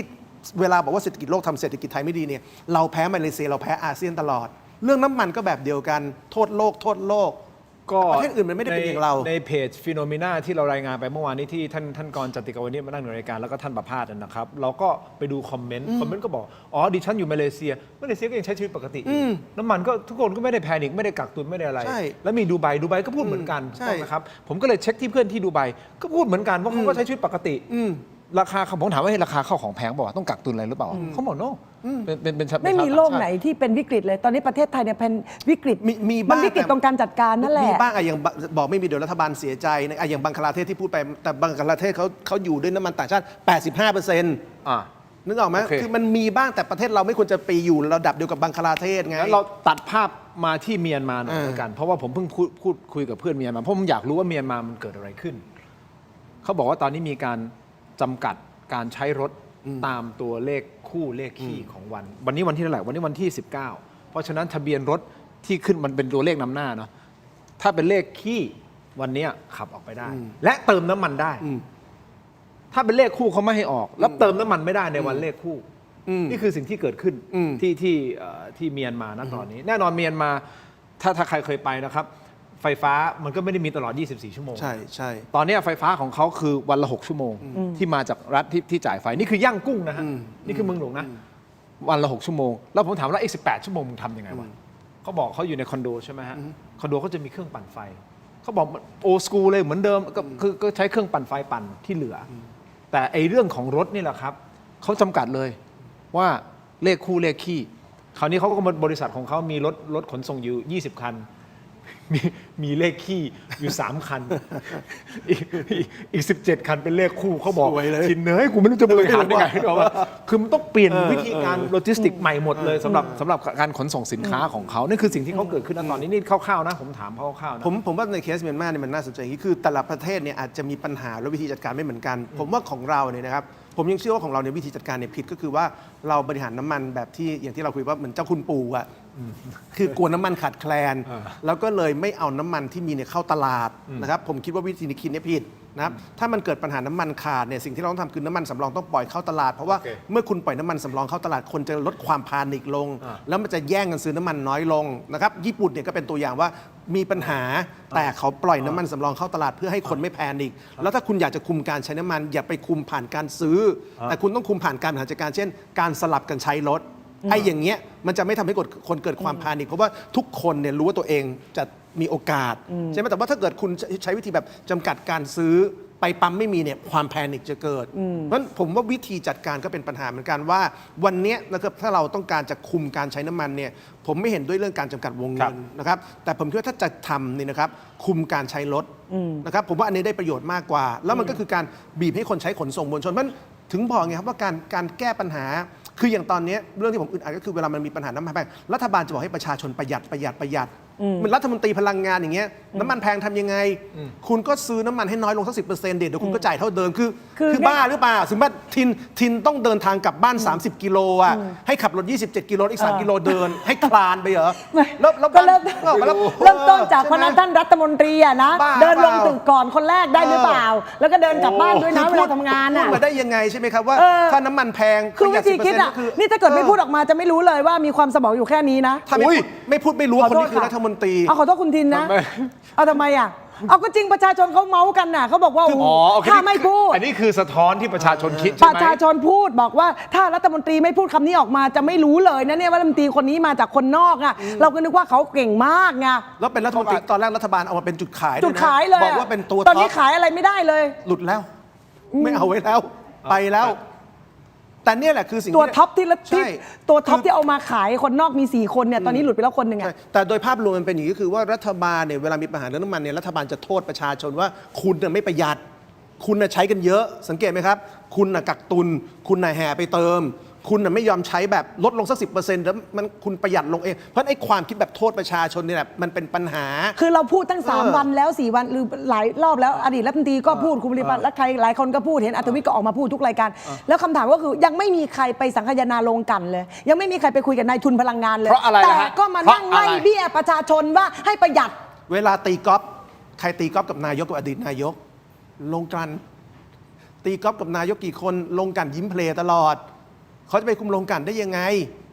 คนที่มีน้ำมันอยู่ในสต็อกเป็นหมื่นลิตรเนี่ย เนี่ย มันคือทองคำ อย่างนี้ คุณ นะ คิดว่านายกบ้านเราหรือมนตรีบ้านเรากับเจ้าของโรงกลั่น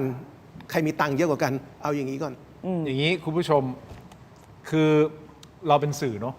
แล้วทางน้องๆทีมงานของผมทั้งหมดเนี่ย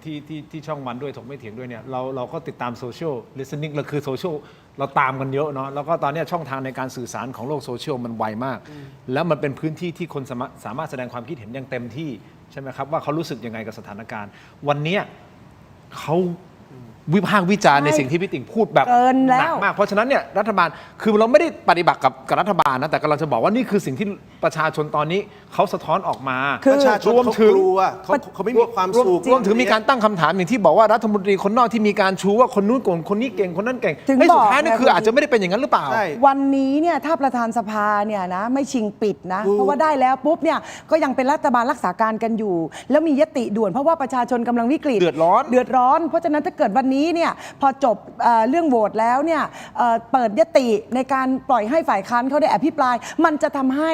อารมณ์ของประชาชนเนี่ยผ่อนคลาย แต่คุณดันได้ประธานสภาที่คุณคุมเอง แล้วปิดประชุมสภามันใช่ไหมล่ะ ใช่ คุณจะมานั่งเด็ดขาดอะไรกับประชาชนล่ะ ใช่แล้วสภา แล้วบรรดาพวกสสฝ่ายค้านที่กำลังจะพูดเนี่ยไม่ว่าเขาจะพักอะไรก็ตามแต่นั่นก็คือตัวแทนประชาชนนะ คือสภาวันนี้ประชุมเสร็จบ่ายโมงครึ่งคุณอยู่ประชุม6 โมงยังได้เลยข้าวเย็นก็รอคุณอยู่แล้วอะ ยังไม่ได้ยกเลิก ข้าวเย็นก็รอคุณอยู่แล้วมันจากบ่ายโมงครึ่งถึง6 โมงเนี่ยประธานสภาปิดเพื่ออะไร วันนี้ผมว่าคำถามใหญ่คือประธานสภาไม่อยากให้เราคุยเรื่องน้ำมันในสภา ใช่หรือไม่ ทำไมต้องสั่งปิด เอาอย่างนี้ การปิดวันนี้คือแปลว่าอะไรไหมรู้ไหมทิน อะไรฮะ มันต้องรอไปอีก 7 วันไง7 วันประชุมครั้งหน้าคือวันพุธต้องขอบรรจุยติใหม่อีกเราไม่รู้ถึงวันนั้นเนี่ยอย่าลืมว่ายติจะมาเนี่ยรัฐบาลต้องอนุมัตินะแล้วรัฐบาลสภาพ ใช่ แบบนี้ก็จะให้อนุมัติไหมล่ะเพื่อไทยภูมิใจไทยแล้วก็ไอ้พวกพรรคเล็กพรรคน้อยจะยอมให้อภิปรายเรื่องน้ำมันไหมวันนี้เห็นแล้วว่าเขาไม่ยอม เรายังมีความหวังเพราะท่านพิพัฒน์บอกว่าจะแก้ผ้าใช่ไหมเพราะฉะนั้นคุณผู้ชมครับวันนี้ช่วงบ่ายคุณอนุทินชาญวีรกูลท่านนายกรัฐมนตรีท่านก็นั่งหัวโต๊ะเป็นประธานการประชุมศูนย์บริหาร และติดตามสถานการณ์สู้รบในภูมิภาคหรือว่า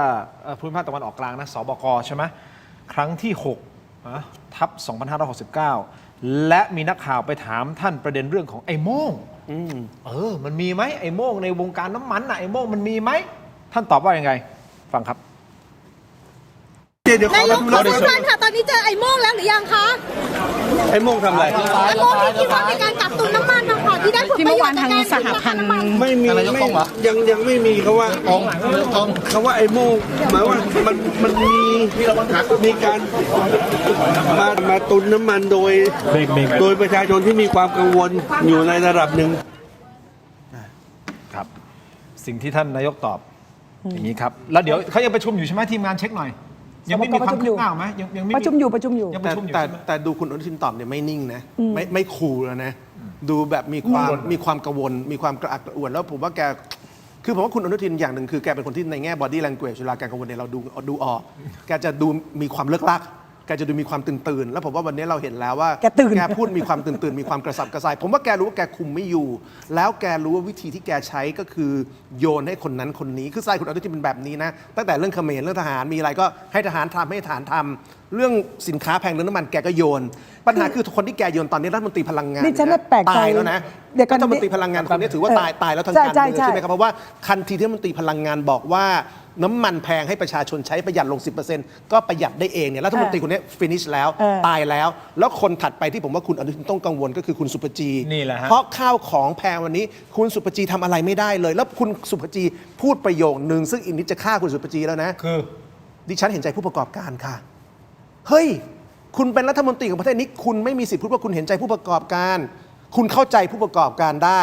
แต่ถ้าคุณจะเห็นใจใครสักคน คุณต้องเห็นใจประชาชน ไม่ใช่บอกว่าดิฉันเห็นใจผู้ประกอบการ แค่เนี้ยประโยคเนี้ยถ้าคนอื่นเขาจะหาเรื่องคุณสุปจีตายแล้วนะ นึกออกไหมครับ คุณต้องเห็นใจประชาชน แต่คุณสามารถเข้าใจผู้ประกอบการได้ว่าต้นทุนพุ่งจะแก้ปัญหาผู้ประกอบการอย่างไร เช่น คุณจะไปลดภาษีเขายังไง แต่คุณต้องพูดว่าคุณเห็นใจประชาชน ไม่ใช่ ซึ่งไม่พูด เห็นใจผู้ประกอบการ แต่ไปเห็นใจผู้ประกอบการในวันที่ผู้ประกอบการสินค้าอุปโภคบริโภค 5 แบรนด์แล้ว บอกแล้วนะครับประกาศอย่างเป็นทางการโดย 5 แบรนด์ใหญ่ของประเทศแล้วว่า ขอให้คนที่ขายของอุปโภคบริโภคเนี่ยเตรียมของไว้นะ หลังเมษาราคามันจะขึ้นแล้วนะ สินค้าอุปโภคบริโภคคือสินค้าที่เราไม่มีช้อยที่จะไม่ใช้ ครับ ใช่ไหมครับ อ่ะ แฟบสบู่ยาสีฟันต่างๆ 59รายการซึ่ ข ง น เป็น ม สินค้าควบคุม ของกินรัฐมนตรีพาณิชย์ทำอะไรเอาอย่างนี้ก่อน คุณติ่งว่ายังไง ไม่เมื่อกี้คือจะบอกว่าจริง ๆ แล้วเนี่ยฉันก็แปลกใจอยู่อย่างเดียวก็คือว่าคุณอนุทินเนี่ยแกบริหารวิกฤตมา2 รอบคือวิกฤตตอนน้ำท่วมหาดใหญ่อ่ะแกไปมอบคุณธรรมนัสใช่ไหมแล้วก็พอมาวิกฤตพลังงานอ่ะแกมอบคนแรกคือไปมอบคุณพิพัฒน์อ่ะดิฉันแปลกใจตรงที่ว่าการบริหารจัดการบุคคลของแกเนี่ยมีปัญหาหรือเปล่าแกมีปัญหาหรือว่าแกเจตนาจะฆ่าทีละคนวะงงมากเลยคือเข้าใจป่ะคุณเห็นในคุณสังเกตดิตอนน้ำท่วมหาดใหญ่ธรรมนัสโดนด่าทั้งประเทศเลยเพราะว่าคือมันเหมือนคุณจัดคนไม่ถูกกับงานอ่ะขณะเดียวกันพอมาถึงวิกฤตพลังงาน คุณจัดเจ้าของปั๊มอ่ะมาเป็นผู้บริหารสบกอะไรเนี่ยเพราะฉะนั้นคุณเข้าใจป่ะคือเป็นรัฐมนตรีก็จริง แต่ว่าเขามีคือเขาไม่ใช่อ่ะเราควรจะ คือเราเหมือนมีคนรู้สึกว่าแกบริหารคนเป็นหรือเปล่าวะหมายถึงบริหารคนให้ถูกกับงานอ่ะหรือว่าเราด่วนสรุปไปไหมว่าเขาไม่สามารถบริหารการได้เอางี้อันนี้ เราสรุปไปแล้วคุณน้ำท่วมหาดใหญ่เป็นยังไงอ่ะแล้วเสร็จ โอเค แล้วก็มาดูเรื่องพลังงานเนี่ยเป็นยังไง ผมพูดถึงกรณีพลังงานตอนนี้ไงผมพูดถึงพลังงานณตอนนี้ไงครับแล้วจริงๆมันมีคนคอมเมนต์ค่อนข้างเยอะนี่ก็เป็นบางส่วนที่คนคอมเมนต์เข้ามานะครับที่เวลาพูดเนี่ยบอกนึกว่าทองแท้ที่ไหนได้นะแรง กูก็นึกว่าแน่ ก็ ซุปเปอร์จีก็แค่ราคาคุยเป็นต้นอันนี้คือ เขาก็เม้นกันแหละประชาชนเม้นแรงขนาดนี้ทั้งนั้นแหละเดี๋ยวนี้ตอนเนี้ยถ้าใครอ่ะที่คิดว่าเฮ้ยเราพูดกันตรงไปตรงมาเกินหรือเปล่าเนี่ยประชาชนหนักกว่านี้คือผมไม่สามารถที่จะหันหน้าจอแล้วก็อ่านอย่างนี้ได้นะครับเพราะไม่งั้นเนี่ยผมไม่สามารถที่จะทีมงานบอกให้ผมอ่านแต่ผมอ่านอย่างนี้ไม่ได้ผมช่วยหมุนคอคุณได้ไหมครับ บางคอมเมนต์คุณผู้ชมครับนึกว่าทองแท้ที่ไหนได้แล้วก็อีกคอมเมนต์นึงบอกกูก็นึกว่าแน่อีกคอมเมนต์บอกว่าซุปเปอร์จีก็แค่ราคาคุยมีอันนึงพอเจอปัญหาจริงๆเริ่มอึกอักอันนี้จริงนะฮะแล้วก็อะไรนะ คือเขา ผิดหวังมากเนี่ยดูมาหลายคลิปชมมาหลายตอนไม่มีอะไรใหม่ ไม่มีอะไรแสดงถึงนอกจากท่าทีนอกจากท่าทีนี่คือคอมเมนต์ของประชาชนนะคือผมว่าคุณสุภจีอาจจะเก่งตอนเป็นผู้บริหารเอกชนใช่ไหมแต่ว่าการเป็นผู้บริหารเอกชนกับการบริหารภาครัฐคนละโจทย์กันนะครับการบริหารเอกชนคือการบริหารสิ่งที่ทุกปีคุณจะมีบัดเจ็ต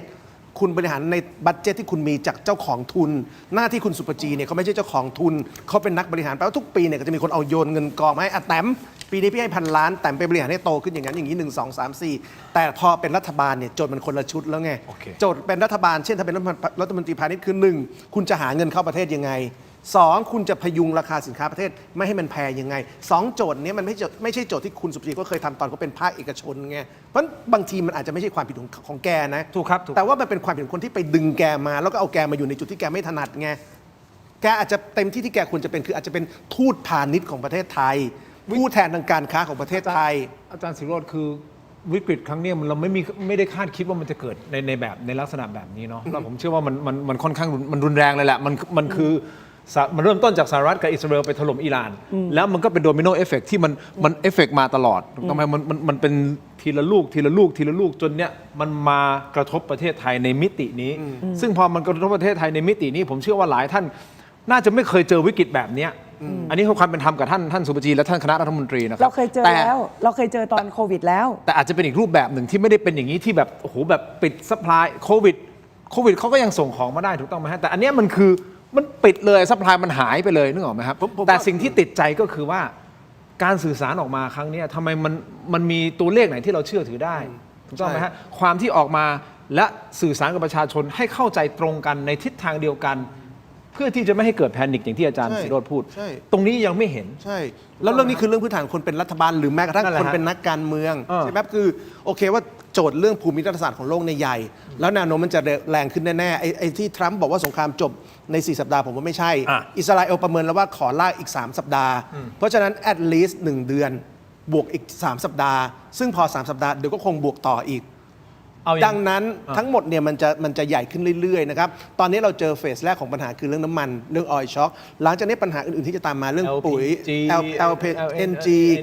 ปัญหาเรื่องอลูมิเนียมนะครับเส้นทางพลาสติกยูเรียนะครับทั้งหมดที่อยู่ในชีวิตเราฮีเลียมเนี่ยสำคัญสำหรับการผลิตชิปนะครับสำหรับการผลิตโทรศัพท์มือถือรถยนต์ไฟฟ้าชิปทั้งหมด AI ทั้งหมดเนี่ยนะครับหายละเบสอยู่ที่นั่น มันหายไปแล้วชิปอะ ทั้งหมดเนี่ยมันจะ มันหายไปแล้ว ทั้งหมดเนี่ยปัญหามันมีแต่จะก้อนใหญ่ขึ้นเรื่อยๆเพราะสมมติทินบอกว่าเห็นใจคนเหล่านี้เนี่ยผมก็ต้องบอกคนไทยว่าเราจะเจอปัญหาที่มันก้อนมวลปัญหามันจะใหญ่ขึ้น และคนเหล่านี้จะ เขาต้องรั แก้ บผิด ไม่ ชอบ ได้ คือเห็นใจแต่เขาต้องรับผิดชอบ ใช่ ไม่ได้แปลว่าเราเห็นใจเราจะไปแบบโอ้ไปไม่ใช่ แล้วผม เข กลัวว่า ต้องทำ เขาจะไม่มีศักยภาพจะแก้ได้ นั่นแหละ คือโจทย์วันนี้ยังเป็นโจทย์เบานะครับ ถ้าเป็นอาหารคือมันเป็นออเดิร์ฟ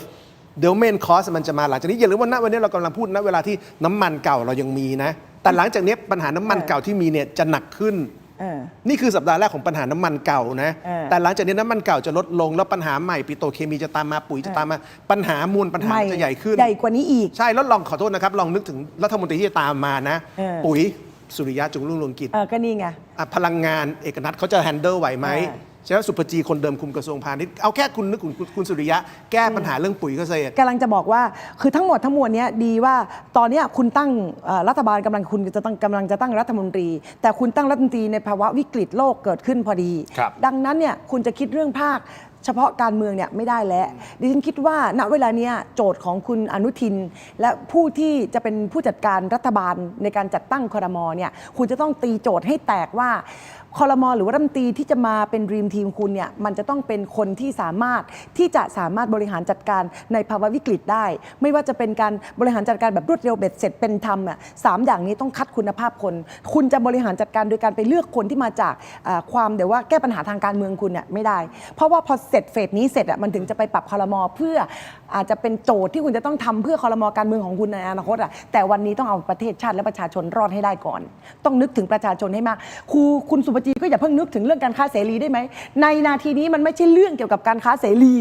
วันนี้ก็คือเรื่องเกี่ยวกับว่าเราจะต้องเอาประชาชนเรารอดอย่างไรและทุกประเทศเขาทำหมดทุกประเทศมีการค้าเสรีเหมือนกันแต่จีนก็มีการค้าเสรีเหมือนกันเขตการค้าเสรีเอเซปไอ้ต่างๆเขามีหมดเลยแต่ขณะเดียวกันปรากฏจีนก็คุมบรรดาพวกแบบต่างๆไว้ที่ตัวเองเขาไม่ส่งออกเลย ปุ๋ยไม่ส่งแล้วนะ เขาไม่ส่งมาเพราะว่าจริงๆเราต้องซื้อปุ๋ยจากเขาเหมือนกันแล้วเราจะต้องเอาพวกต่างๆมาจากรัสเซียเหมือนกันแต่เขาก็ควบคุมของเขาหมดดังนั้นเราจึงบอกว่าณเวลานี้คุณเลิกท่องคำว่าค้าเสรีล่าสุดมันมีรัฐมนตรีบางคนรัฐมนตรีบางคนแม้แต่กระทั่งคุณวิพัฒน์เนี่ยก็ยังท่องคำว่าค้าเสรีอยู่เลยคือแปลว่าน้ำมันจะต้องปั่นไปให้เพื่อนบ้านอ่ะคือเพราะฉะนั้นเนี่ยเราก็เลยมองว่าวันนี้ถ้าเกิดคือเสียงวิพากษ์วิจารณ์มันอื้ออึงอยู่แล้วแหละเราก็เป็นหนึ่งในคนที่จะต้องวิพากษ์วิจารณ์แต่อยากจะบอกนายกรัฐมนตรีว่าวันนี้เมื่อคุณมีอำนาจแล้วเนี่ยแล้วการคัดคนมามีอำนาจและใช้อำนาจนั้นน่ะมันจะต้องเบ็ดเสร็จเด็ดขาดเป็นธรรมแล้วก็รวดเร็วทันสถานการณ์และมีธรรมาภิบาลเกิดขึ้นกับประเทศอ่ะโอเคงั้นดร.มริกาดมอย่าดมก่อนนะเพราะผมไม่แน่ใจว่าหายใจทางไหนนะครับพูดขนาดนี้นะคุณผู้ชมครับอันนี้ดมก่อนแต่อย่างนี้คุณผู้ชมมาไล่ไทม์ไลน์สั้นๆนิดนึงอาจารย์ให้กับดร.มริกาไทม์ไลน์ของรัฐบาลนะครับจริงๆเมื่อวันที่ 17 มีนาคมที่ผ่านมาคุณบวรศักดิ์อุวันโนนะฮะรองนายกรัฐมนตรีฝ่ายกฎหมายก็ได้แสดงความคิดเห็นไทม์ไลน์การตั้งรัฐบาลโดยอธิบายเป็น2รูปแบบนะฮะรูปแบบที่1คือหลังจากการโหวตนายกเสร็จสิ้นเป็นที่เรียบร้อยนะครับก็จะมีการนำรายชื่อนายกขึ้นทูลเกล้าและหลังจากมีพระบรมราชโองการโปรดเกล้าแต่งตั้งนายกแล้วจะมีการตรวจสอบประวัติและคุณสมบัติผู้ที่ถูกเสนอชื่อเป็นรัฐมนตรีหลังจากนั้นจะมีการนำรายชื่อครม.ชุดใหม่ขึ้นทูลเกล้าโดยคาดว่าจะได้ครม.ชุดใหม่ในช่วงวันที่ 10 ถึง 11 เมษายนหรืออย่างช้าอาจารย์บวรศักดิ์บอกว่าไม่น่าจะเกินวันที่ 16 เมษายน 2569 นี่คือรูปแบบที่ 1ส่วนรูปแบบที่ 2 ครับคุณผู้ชมครับเนื่องจากสถานการณ์วิกฤตฉุกเฉินด้านพลังงานที่อยู่ในภาวะไม่ปกติจากสถานการณ์สู้รบตะวันออกกลางสามารถที่จะนำมาตรา 161 วรรค 3 ของรัฐธรรมนูญมาใช้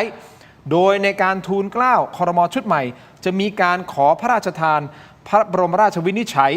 เพื่อให้ครม.มีอำนาจเต็มในการบริหารประเทศเพื่อแก้วิกฤตโดยเฉพาะแม้จะยังไม่มีการแถลงนโยบายรัฐบาลต่อรัฐสภาก็ตามซึ่งรูปแบบนี้จะทำให้การทำงานของรัฐบาลครม.ชุดใหม่เนี่ยมีอำนาจเต็มรวดเร็วขึ้นนี่คือ2รูปแบบเอาไหมรูปแบบแรกก็คือรูปแบบตามคันลองปกติแล้วต้องมีแถลงนโยบายแล้วก็ทำงานถูกต้องไหมครับแต่รูปแบบที่2ที่อาจารย์บวรศักดิ์บอกว่าอย่างนี้ขอพระราชทานพระบรมราชวินิจฉัยไปเลยใช่ไหมถ้าท่านนะทรงโปรดเกล้าลงมาก็เป็นรัฐบาลอำนาจเต็มโดยที่ไม่ต้องแถลงนโยบายแล้วทำงานทันทีเลย2รูปแบบนี้คิดว่าจะเป็นรูปแบบไหนรูปแบบที่1รูปแบบที่2อาจารย์ก็ชอบแบบ พูดตรงๆนะอันรอบข้อที่2เนี่ยอาจารย์ก็ไม่น่าจะออกมาพูดหรอกเพราะว่ามันเป็นลักษณะโยนเผือกอ่ะมันบังควรไหมล่ะครับ อันนี้คือความคิดเห็นส่วนตัว ความคิดเห็นส่วนตัวค่ะ แต่พอมาเป็นข่าวออกมาเราก็ มันเป็นข่าวแล้วมันอาจารย์บวรศักดิ์เป็นผู้หลักผู้ใหญ่อ่ะมันเป็นเรื่องสมควรนะไหมอ่ะแล้วถ้าเกิดสมมติไม่ได้ทำตามนั้น หรือใด ๆ ก็ตามแต่ แล้วอาจารย์พูดไปทำไมอ่ะอาจารย์ก็ไม่ใช่อ่ะ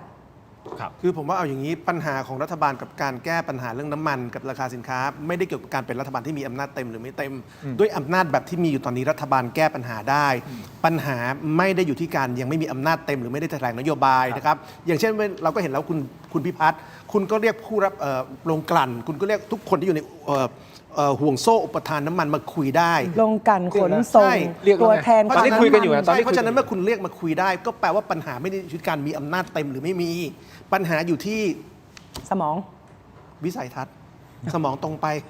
ปวิสัยทัศน์แล้วกันเบาหน่อย เกรงใจเดี๋ยวเขาไลน์มาด่าว่าอาจารย์อยู่นี่ด่าผมหนักจังเลย ก็เห็นอาจารย์ชี้ตรงสมอง แต่นี่แหละใช่ไหมครับคุณทิงคือผมก็ไม่อยากวิจารณ์อาจารย์บวรศักดิ์นะครับเพราะแกก็ไม่เคยว่าอะไรผมแต่ว่าอาจารย์บวรศักดิ์ตั้งโจทย์ที่ผิดให้สังคม อาจารย์บวรศักดิ์ทำให้คนเข้าใจผิดว่าที่ยังแก้ปัญหาน้ำมันไม่ได้ ที่ยังแก้ปัญหาราคาสินค้าแพงไม่ได้ เพราะไม่มีอำนาจเต็ม ไม่จริงสมมติวันนี้คุณสุปจีประกาศเลยว่า ขอให้บริษัทที่ผลิตสินค้าอุปโภค5 แบรนด์ใหญ่ห้ามขึ้นราคา อาจารย์อย่างนี้นะ เรามาพูดตรงนี้เราวิพากษ์วิจารณ์จากคนนอกถูกต้องไหมจะใช้คำว่าด่าคุณผู้ชมอาจจะใช้คำว่าเราด่ารัฐบาลได้ใช่ฮะก็ยอมรับว่าด่าจริงถ้าวิจารณ์ ตามเสียง วิ วิ จา จาร ร ณ์ ณ์โอเค แต่ในเวลาเดียวกันเราก็จะพยายามเสนอว่าแนวทางในการที่จะทำมันควรจะเป็นยังไง เมื่อวานนี้ท่านกรณ์จติกาวนิชมานั่งในรายการเมื่อวานนี้ท่านก็เสนอนะ ก็เป็น ท่านบอกว่า ข้อเสนอ ถ้าทำอย่างนี้นะไปลดภาษีสัมปทานมิตรซะ1 2 3 4ท่านพูดเป็นขั้นเป็นตอนคุณผู้ชมที่ยังไม่ได้ชมรายการเมื่อวานไปดูย้อนหลังนะฮะว่ามีการเสนอในรายการ ใช่ เพราะฉะนั้นวันเนี้ยใช่เราวิพากษ์วิจารณ์แต่ในเวลาเดียวกันอาจารย์เสนออาจารย์กำลังจะเสนอใช่ไหมคุณสุปจีว่ายังไงว่ามาครับ ผมว่าเรื่องมาตรการในการลดภาษีเนี่ยรัฐบาลต้องทำใช่ไหมเพราะว่าตอนนี้ถ้าไม่ลดภาษีปัญหาเรื่องลงกลั่นแพงนู่นแพงนี่มันจะไม่จบนั้นสิ่งที่คุณกรณ์พูดเนี่ยถูกคือวันนี้รัฐบาลต้องตัดเงินที่จะไหลเข้ากระเป๋าตัวเองต้องใจเด็ดแล้วอะเพราะไม่อย่างนั้นเนี่ยประชาชนจะอ้วกคือคุณกรณ์พูดเนี่ยถูกเรื่องนี้ต้องลดเรื่องภาษี นั่นคือเรื่องของน้ำมันคราวนี้เรื่องของสินค้าอุปโภคบริโภคบอกนะ5 บริษัทใหญ่นะห้ามอะไรนะห้ามขึ้นราคาที่อาจารย์ ก็คือตอนนี้เขาขอขึ้นราคาสินค้าอุปโภคบริโภคของ5 บริษัทใหญ่แล้วเนี่ยผมว่าสิ่งที่คุณสุภจีต้องทำคือคุณไปจัดการเรื่องวัตถุดิบอะไรมาให้ได้นะครับหน้าที่ของรัฐมนตรีพาณิชย์เนี่ยคือคุณไปจัดการแหล่งวัตถุดิบที่ราคาถูกมา แล้วก็ซัพพอร์ตบริษัทต่างๆเพราะตอนนี้ข้ออ้างของทุกบริษัทที่จะขอขึ้นราคาสินค้าอุปโภคบริโภคคือเขาขาดเรื่องวัตถุดิบมันมาแพงเพราะฉะนั้นรัฐมนตรีจะช่วยเขาเรื่องเจรจาวัตถุดิบได้ไหมถ้าเจรจาได้ปัญหาของการขัดวัตถุดิบจนสินค้าแพงจะเบาลง 2. มาตรการในการเก็บภาษีคือวันนี้รัฐบาลจะต้องยอมแล้วว่ารัฐบาลอาจจะได้เงินเข้ากระเป๋ารัฐบาลน้อยลงนะครับอาจจะต้องยอมลดภาษีให้กลุ่มพวกนี้ในระยะสั้นแบบใดแบบหนึ่งไม่อย่างนั้นเนี่ยนะครับด้วยต้นทุนที่สูงขึ้นผู้ประกอบการเหล่านี้ก็จะผลักภาระมาแต่สิ่งที่ 3 ที่รัฐบาลต้องทำด้วยคือรัฐบาลต้องตรวจสอบซึ่งทางทฤษฎีควรจะเป็นแต่ทางปฏิบัติมันจะทำไม่ได้แต่หน้าที่เราก็ต้องพูดนะครับคือว่าตรวจสอบว่าณวันนี้วัตถุดิบของเดิมที่ผู้ประกอบการแต่ละเจ้ามีเนี่ยมันจะใช้ได้อีกนานแค่ไหนสิ่งที่มันน่ากังวลคืออะไรรู้ไหมครับเราไม่มีทางรู้ว่าวัตถุดิบที่ผู้ประกอบการมีมันอาจจะใช้ได้อีก3 เดือนซึ่งแปลว่าเขาจะไม่เจอปัญหาการขาดแคลนแต่เขาอ้างการขาดแคลนแล้วขอขึ้นราคาสิ่งนี้คือหน้าที่กระทรวงพาณิชย์โดยตรงหน้าที่คุณซุปเปอร์จีโดยตรงนี่คือเสนอแล้วนะครับไม่ได้แค่วิพากษ์วิจารณ์อย่างเดียวเสนอว่าคุณต้องทำอะไรยังไงแล้วก็ในฐานะที่ผมทำ product ด้วยหลาย product นะครับก็มีการพูดคุยกับจัดซื้อของผมเหมือนกันเพื่อนเราก็โชคดีนะครับในเครือเราในกลุ่มเราคือเราไปเจอซัพพลายเออร์ที่เขาซื้อตรงอ่ะความหมายคือเขาบอกเขายังมีสต็อกสต็อกเก่าอยู่ยังไม่ขึ้นราคาแต่เขาบอกล่วงหน้าบอกไอ้สต็อกเก่าตรงเนี้ยกำลังการผลิตของผมประมาณนี้นะของฉันประมาณนี้นะอีก3 เดือนหรืออีก2 เดือนแต่พี่ครับล็อตต่อไปอ่ะถ้าพี่จะสั่งมีโอกาสขึ้นราคานะครับเพราะต้องติดตามสถานการณ์แต่ถ้าไปเจอคนที่ไม่ซื่อตรงนะดร.มาริกาความหมายคืออะไร ขึ้นเลยไม่ได้แล้วของไม่มีนี่ต้องสั่งมาราคาขึ้นเลยทั้งที่ยังเป็นสต็อกเก่าก็คล้ายๆกับน้ำมันที่เป็นสต็อกเก่าแล้วบอกว่าราคามันขึ้นซึ่งเรื่องทั้งหมดเนี้ยจริงๆรัฐบาลเนี่ยจะต้องมีข้อมูลในทางทฤษฎีมันควรจะเป็นอย่างนั้นแต่ว่าในทางปฏิบัติเนี่ยผมไม่คาดหวังว่ารัฐบาลจะมีข้อมูลตอนนี้ประชาชนเอกชนดูแลตัวเองอยู่ในการที่จะไปพูดคุยกับซัพพลายเออร์โดยเฉพาะตอนนี้พลาสติกขึ้นใช่ไหมพลาสติกมันแนวโน้มขึ้นเพราะว่าอย่างขวดต่างๆไอ้เนี่ยสินค้าเนี่ยมันก็มาจากพลาสติกหลอดมันมาจากพลาสติกใช่แล้วเดี๋ยวสักพักเรื่องปุ๋ยก็จะมาแล้วปุ๋ยปุ๊บเกษตรกรพังนะครับระบบการผลิต ยูเรียในโลกนะครับเบสอยู่ที่ตะวันออกกลางนะครับหนักหน่วงมาก ครับ ก๊าซเดี๋ยวจะเป็นประเด็นใหญ่นะครับในสุดแล้วเนี่ยผมว่าแน่นอนว่าปัญหาระยะยาวเราก็ต้องพูดนะครับเช่น วันนี้เราเห็นแล้วว่าการที่ประเทศเราพึ่งพลังงานฟอสซิลเยอะเป็นประเด็นเป็นปัญหาจริงทำไมประเทศอื่นที่โครงสร้างอุตสาหกรรมใหญ่กว่าเรา ครับ ผลกระทบไม่เท่าเราอย่างเช่นเยอรมันเนี่ยนะครับในช่วงที่ 20 ปีที่ผ่านมาเนี่ยเขามีนโยบายหนึ่งซึ่งถือว่าเป็นนโยบายที่ทุกรัฐบาลไม่ว่าจะเป็นรัฐบาลของพรรคคริสเตียนเดโมแครตนะครับพรรคโซเชียลเดโมแครตหรือว่าพรรคกรีนหรือพรรคไหนต้องทำก็คือว่าคุณต้องมีนโยบายลดการใช้พลังงานฟอสซิลคือบ้านเราในยุคลุงตู่ชอบพูดยุทธศาสตร์ชาติ 20 ปีเยอรมันเนี่ยมียุทธศาสตร์พลังงาน 20 ปีว่าลดการใช้พลังงานฟอสซิลและเพิ่มการใช้พลังงานหมุนเวียน แล้วเขาทำแบบนี้ 20 ปี เพราะฉะนั้นพอพลังงานฟอสซิลมีปัญหาพลังงานน้ำมันมีปัญหาพลังงานก๊าซมีปัญหาเขาพึ่งมันน้อยพอพึ่งมันน้อยพึ่งพลังงานหมุนเวียนเยอะ จบเลย โอเค นั่นแหละคือหน้าที่รัฐมนตรีพลังงาน แล้วผมหวังว่าเอกนัทพร้อมพันธ์ซึ่งเขาเรียนวิศวะอุตสาหกรรมเนี่ยนะครับเอกนัทจะคิดเรื่องพวกนี้ให้ได้ สั้นๆนิดเดียวก่อนที่จะไปฟังความเห็นเพิ่มเติมนะคุณผู้ชมครับอย่างนี้ฮะคุณผู้ชมเมื่อวานนี้เอานี้คุณกรณ์เสนอในรายการแล้วนะครับเพราะถามเหมือนกันว่าในฐานะที่คุณกรณ์จติกาวนิชเป็นรัฐมนตรีคลังแห่งโลกประจำปี 2010 ต่อมาฮะโดยนิตยสาร The Banker ซึ่งเป็นเครือของ Financial Times เป็นนิตยสารด้านการเงินระดับโลกนะยกให้ท่านเป็นใช่ไหมฮะรัฐมนตรีคลังแห่งโลกปี 2010 ถ้าท่านมาบริหารเรื่องของน้ำมันท่านจะทำยังไงท่านเสนออย่างนี้ผมสรุปคร่าวๆนะสำหรับคุณผู้ชมที่บางท่านที่อาจจะยังไม่ทราบว่ารายการเราก็นำเสนอแนวทางออกเหมือนกันนะครับคุณกรณ์ในฐานะอดีตขุนคลังเสนอให้รัฐบาลหั่นภาษีสรรพสานมิตน้ำมันลงทันที6 บาทและไปเก็บค่าธรรมเนียมลาบลอยหรือว่า windfall tax จากกลุ่มโรงกลั่นที่กำลังฟันกำไรมหาศาลจากวิกฤตครั้งนี้อีก3 บาทต่อลิตรเพื่อเอามาโปะช่วยชาวบ้านซึ่งจะทำให้ราคาน้ำมันลดลงได้ถึง9 บาททันทีต่อลิตรฮะนี่คือสิ่งที่ท่านแนะนำทำไม่รู้ ซึ่งจริง ๆทำได้เลย ก็ไม่รู้ไง โดยอำนาจมาตรา 16 ของพรกเกี่ยวกับอำนาจนายกรัฐมนตรีด้านพลังงาน ทำหรือไม่ทำไม่รู้แต่ท่านเสนอมาอย่างนี้ ก็ประเด็นคือเสนอแบบนี้คำถามก็คือถามว่าทำได้ไหมทำได้ค่ะแต่คราวนี้จะทำไหม ไม่รู้ แต่ขณะเดียวกันก็ในเมื่อคนมีอำนาจคือนายกรัฐมนตรี ก็ถ้าเกิดท่านเนี่ยอยากมีอำนาจและท่านมีอำนาจแล้วก็ทำสิคะเนี่ย นี่แหละ มันมีมาตราพรกที่คุณทำได้ แล้วถ้าเกิดคิดไม่ได้ หรือถ้าเกิดรัฐมนตรีบางท่านที่นั่งอยู่ไม่ได้ช่วยท่านคิด ก็เนี่ยก็2 ข้อนี้ก็ทำได้เลย นี่นะฮะคุณผู้ชมคุณกรณ์พูดสอดคล้องกับอาจารย์ศิโรจน์บอกว่าวิกฤตนี้ก็ประจานให้เห็นเลยนะฮะว่าไทยพึ่งพาการนำเข้าพลังงานมากเกินไป รัฐบาลต้องเร่งผลักดันพลังงานทดแทนในประเทศ เช่น การดึงน้ำมันปาล์มมาทำเป็นไบโอดีเซลแบบเต็มสูบเลยนะฮะรวมถึงการสนับสนุนพลังงานแสงอาทิตย์ เพื่อที่จะเลิกยืมจมูกคนอื่นหายใจท่านอดีตรัฐมนตรีคลังพูดในรายการท่านกรณ์ เรื่อง จัด นี้ ไปกับ เรื่ วั อน ง นี้ นี้นะ เรื่องนี้ บ้านเรา นี่ทุกคนพูดหมดแล้วแล้วก็คุณทินก็พูดเป็นคนแรกเนี่ยเรื่องเนี้ยไอ้เรื่องไบโอดีเซลเรื่องพลังงานทดแทนรายการเราน่ะพูดเป็นคนแรก แล้วก็สมาคมอุตสาหกรรมเนี่ยออกมาแถลงข่าวเป็นช็อตแรกเลย แล้วก็นอกจากนั้นแล้วก็มีท่านอื่นๆเนี่ยนะคะก็ลุกขึ้นมาพูดเป็นกันเป็นแผงเลย แต่เพียงแต่ว่าพอพูดเสร็จใช่ไหมแล้วล่าสุดวันนี้ใครอีกอะสมาคมที่ผลิตไบโอดีเซล7 สมาคมเขาบอกเลยว่าพวกเขาสามารถทำไบโอดีเซลได้เนี่ยนะคะ7 ล้านลิตรอ่ะต่อเดือนต่อนั้นอ่ะเพราะฉะนั้นเนี่ยพอไหมแล้วถ้าเกิดไม่พอแล้วเท่าไหร่แล้วจะเพิ่มศักยภาพเพราะอย่างไรเวลาล่าสุดสมาคมไบโอดีเซลลุกขึ้นมาแล้ว7 สมาคมท่านก็แปลว่าทุกเสียงในประเทศเนี้ยรวมทั้งเสียงคุณกรณ์เนี่ยก็เป็นเสียงเดียวกันว่าเฮ้ยมันควรจะมีทางออกได้ ใช่แต่ปัญหาใหญ่ก็คือว่าทุนพลังงานบ้านเราเนี่ยคือสปอนเซอร์ใหญ่ของทุกพรรครัฐบาลใช่ไหมครับแล้วทุนพลังงานบ้านเราเขาใหญ่จนเขาสามารถตีกอล์ฟกับอดีตนายกได้แทบทุกคนนะเพราะสิ่งที่เราพูดมาทั้งหมดเนี่ยนะครับ make sense หมดเลยในฐานะประชาชน แต่สำหรับเจ้าสัวพลังงานมันไม่ make sense เลยเพราะเงินในกระเป๋าเขาหายไปเท่าไหร่อย่างเวลาเราพูดเรื่องคุณกรณ์พูดเรื่องพลังงานหมุนเวียนพลังงานแสงอาทิตย์เรื่องหนึ่งที่ NGO หรือนักวิชาการเรียกร้องคือบ้านเราเนี่ยมันแดดแรงเราสามารถทำระบบพลังงานแสงอาทิตย์ตามหลังคาบ้านประชาชนก็ได้ แล้วให้มันขายกลับเข้ายังระบบยังได้เลยแต่บ้านเราเขาไม่ยอมทำกันคือถ้าคุณทำอย่างนั้นได้เนี่ยคุณจะมีทั้งประเทศมันจะเป็นแหล่งผลิตพลังงานไฟฟ้าพลังงานแสงอาทิตย์ขนาดใหญ่แต่บ้านเราเขาคิดว่าถ้าทำอย่างนั้นเนี่ยมันเกิดความไม่มั่นคงทางพลังงานขณะที่อเมริกาทำได้เยอรมันทำได้บ้านเราเจ้าสัวพลังงานทำให้รัฐบาลและข้าราชการเชื่อว่าถ้าทำแบบนั้นระบบพลังงานไม่มั่นคงต้องมีโรงไฟฟ้าขนาดใหญ่เป็นฐาน จริงอย่างนี้นะฮะคุณผู้ชมถ้าย้อนกลับไปในช่วงเราไทยกับกัมพูชามีเสียงเรียกร้องจากประชาชนแล้วจากสื่อนะฮะว่าทางรัฐบาลจะแก้ไขเรื่องของปัญหาสแกมเมอร์จำได้ไหมอย่างไร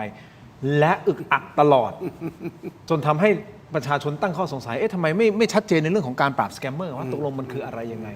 ถูกต้องไหมฮะไม่มีอะไรกับเขมรหรือเปล่าหรือมีคนที่เกี่ยวข้องไปยุ่งไปเป็นส่วน หรือเปล่า กับเขมรหรือเปล่านั่นคือคำถามนะตอนนั้นนะแล้วพอมาครั้งนี้ อึกอักอีกแล้ว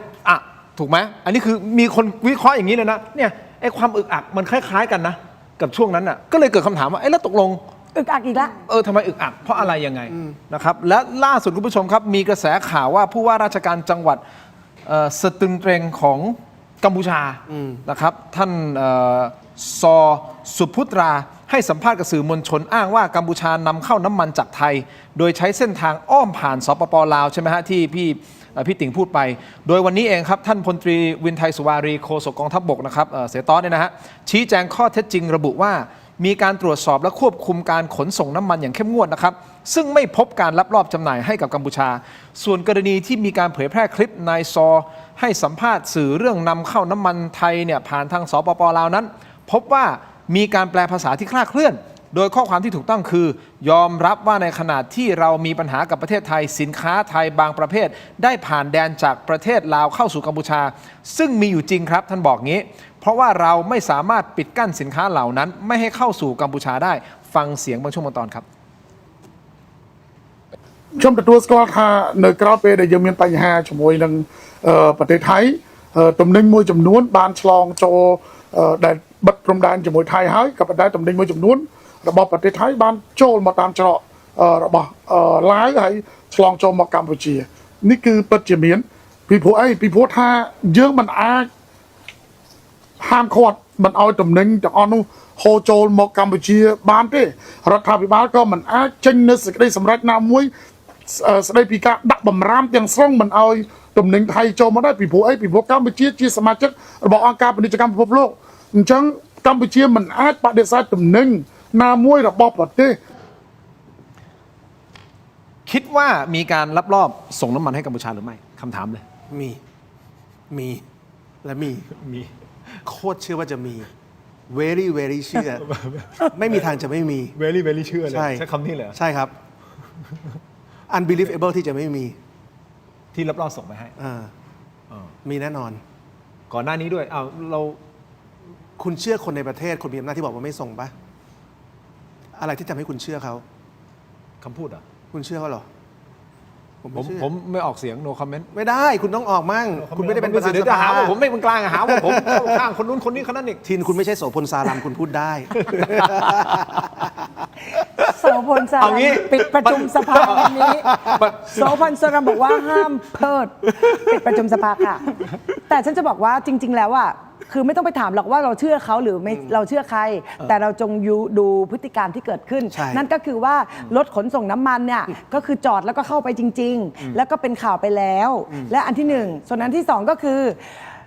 ปิดประเทศขนาดนี้เขมรอยู่ได้ยังไงก่อน ไม่ลดลาวาศอกอันที่สามก่อนผู้ว่าจังหวัดนี้ออกมาพูดเนี่ยคำถามก็คือว่าเขาก็ไม่ได้เป็นคือผู้ว่าคนที่พูดเนี่ยนะคำถามก็คืออีที่พูดนี่คือพูดหน้าตาใสมากเลยนะ เห็นไหมก็เขาบริโภคได้จริงแล้วก็ไม่ใช่แค่น้ำมันด้วยมีอย่างอื่น คือมันก็จะมีขบวนการมดงานที่ขนไปแล้วผลประโยชน์คือมันได้ราคาไง อย่างเรากำลังพูดถึงประเทศเรานะครับที่เราปล่อยให้เขมรเนี่ยสร้างบ่อนลุกล้ำเข้ามาในเขตไทย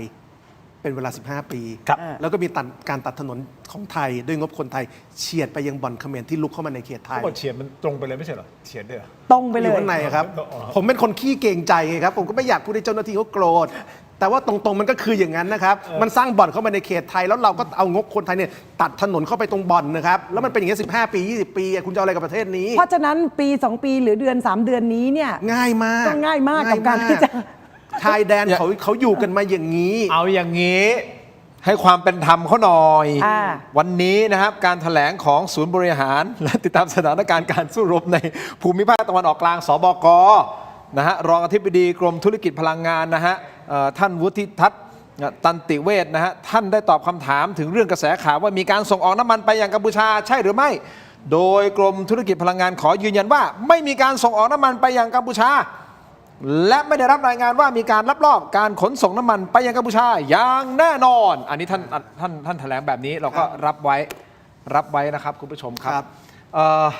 เราไปอีกนิดนึงสั้นๆได้ไหมฮะไหนๆพูดถึงเรื่องน้ำมันคุณผู้ชมครับคราวเนี้ยที่เงินดอลลาร์เนี่ยกลายเป็น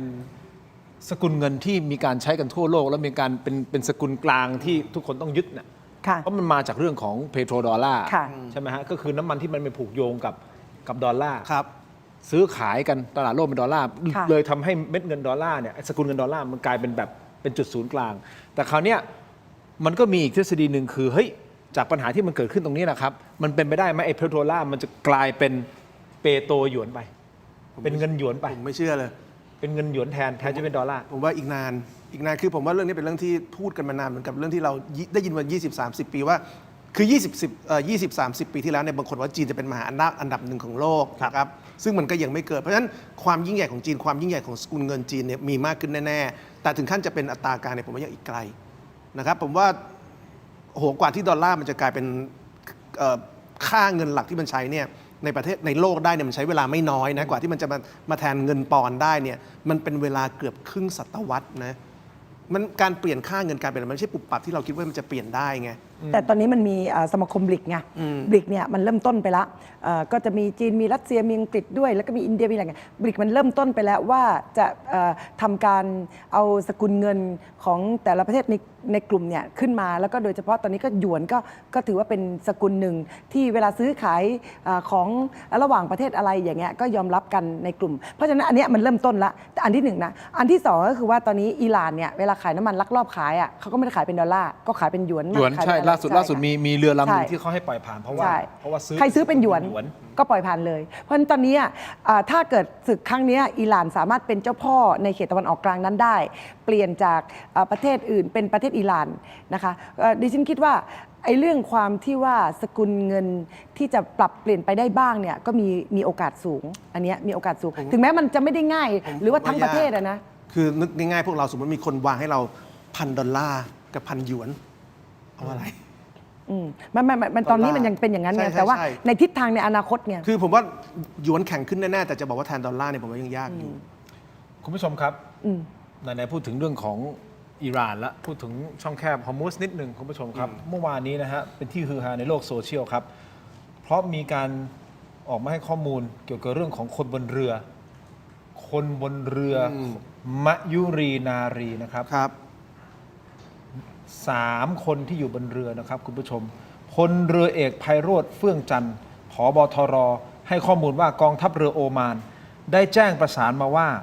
เมื่อ2 วันก่อนนะครับเรือมะยุรีนารีได้ลอยลำข้ามแดนเข้าไปในเขตน่านน้ำของประเทศอิหร่านแล้วนะครับทำให้กองทัพเรือโอมานไม่สามารถติดตามเรือเข้าไปช่วยเหลือต่อได้นะ เรือนี่คือพอเครื่องยนต์ไม่ทำงานพออะไรปุ๊บเนี่ยมันลอยไปเรื่อยๆนะครับกระแสน้ำเป็นยังไงถึงมันจะเป็นเรือลำใหญ่ขนาดนี้แต่กระแสน้ำทะเลปุ๊บมันไปแล้วนะครับจากรายงานเบื้องต้นนะคุณผู้ชมครับประเมินว่าลูกเรือไทยทั้ง3 คนยังมีเขาใช้คำนี้ว่าสภาวะปลอดภัยอยู่บนเรือนะครับคุณผู้ชม อันนี้ก็ต้องส่งกำลังใจไปให้แต่นี่คือสถานการณ์ล่าสุดที่มันเกิดขึ้นกับเรือมะยุรีนารีคุณผู้ชมครับแต่จริงๆผมอยากจะไปเรื่องของวิกฤตน้ำมันล่องหนและขาดแคลนหน่อยเพราะมันมีประเด็นอาจารย์ศิโรจน์ยังให้เวลาผมได้ประมาณ5 นาทีนะ ได้ครับได้ครับ ประมาณ 5-6 นาทีนะ ได้ครับ หรือยังไงอาจารย์ ได้อีกสัก ผมก็รีบเรารีบกันหมดเพราะเราบอกแล้วว่าเราช่วยรัฐประหยัดพลังงาน จบรายการไม่เกิน5:20ครับผมดีไหมฮะ จัดเลยครับ จัดใช่ไหมฮะเอาอย่างนี้วิกฤตน้ำมันแพงเขาบอกมีกรณีเติมน้ำมัน5 บาทจริงเดี๋ยวผมเปิดให้ฟังอย่าพึ่งนะฮะผมขออนุญาตเติมน้ำมัน5 บาทจริงเดี๋ยวทีมงานเรามีภาพใช่ไหมเติมน้ำมัน5 บาทอ่ะมีใช่ไหม ไปเติม5 บาทแต่ก่อนที่จะไปตรงนั้นคุณผู้ชมครับ น้ำมันใส่ตะเกียงเหรอใช้เวลาตรงนี้นิดนึงสั้นๆนะครับเพราะว่าเราพูดคุยกันมานานแล้ว ใช่ขอบพระคุณค่ะคอแห้งแล้วเราต้องกินซิงค์ละ ขอบคุณมากครับ ซิงค์เนี่ยกินนะ เดี๋ยวก่อนแป๊บนึงให้ผมเข้าคีย์บอร์ดของผมก่อน เดี๋ยวก่อนมันกิน เขาจะช่วยขายของ ช่วยขายของ เขาชอบขายของ มีป้ายตรงนี้เอางี้ ซิงค์นี่ต้องกินนะครับ ขอบคุณครับเม็ดอมซิงค์พลัสผลิตภัณฑ์ไมบาซินจากเกรเตอร์ฟาร์มามี3 สูตรที่มีคุณประโยชน์จากวิตามินหลากหลายชนิดนะครับเม็ดอมซิงค์พลัสวิตามินซีและโคคิวเทนกลิ่นองุ่นมะนาวเม็ดอมซิงค์พลัสลูทีนและบิวเบอรี่กลิ่น Blackcurrant เม็ดอมซิงค์ plus เบต้ากลูแคนกลิ่นสตรอเบอรี่นะครับซึ่งมีส่วนช่วยในการทำหน้าที่ของระบบภูมิคุ้มกันและกระบวนการต่อต้านอนุมูลอิสระ ถ้าเจ็บคอไอหรืออยากเสริมภูมิคุ้มกันนะครับเลือก My Basin จาก Greater Pharma หาซื้อได้ที่ร้านสะดวกซื้อซุปเปอร์มาร์เก็ตและร้านขายยาทั่วประเทศนะครับ My Basin จาก Greater Pharma ก้าวสู่ 60 ปีอย่างมั่นคงและยั่งยืนนะครับขอบคุณครับ My Basin ที่อยู่เคียงข้างถกไม่เถียงนะครับต่อกันอีกผลิตภัณฑ์หนึ่งครับหลังจากที่อม My Basin ไปอย่างสบายใจแล้วมาดมผลิตภัณฑ์จากอ้วยอันโอสถนิดนึงครับนี่คือยาดมสมุนไพรตรามังกรทองจากอ้วยอันโอสถนะครับอาจารย์ครับขออนุญาตนะครับพี่ติ๋งครับแต่วันนี้ขอแนะนำจากอ้วยอันโอสถเช่นเดียวกันนะครับก็คือยาน้ำแก้ร้อนในเขากุยจากอ้วยอันโอสถนะครับบรรเทาไข้ตัวร้อนทานได้ทั้งเด็กและผู้ใหญ่นะครับมีจำหน่ายตามร้านขายยาทั่วประเทศอ่านคำเตือนในฉลากและเอกสารกำกับผลิตภัณฑ์ก่อนใช้นี่คือยาน้ำแก้ร้อนในเขากุยจากอ้วยอันโอสถนะฮะถ้าท่านมีไข้ตัวร้อนทานได้นะครับไม่ว่าจะเป็นเด็กหรือผู้ใหญ่อ้วยอันโอสถนะครับขอบคุณมากๆเลยนะครับต่อกันที่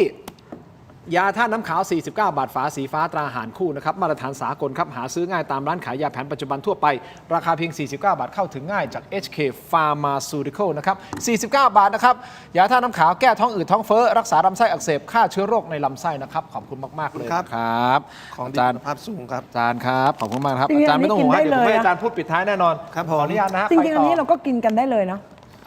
มันไม่จำเป็น ให้เขาขายของให้จบก่อน จะขายแทนอยู่เรื่อยสนับสนุนโดยผงปรุงรสรสหนึ่งนะครับมีให้เลือกหลากหลายรสชาตินะครับปรุงอร่อยแน่รสหนึ่งนะครับไม่ว่าจะเป็นรสไก่รสหมูรสเนื้อนะครับต้มผัดแกงทอดยำหอมอร่อยได้ทันใจ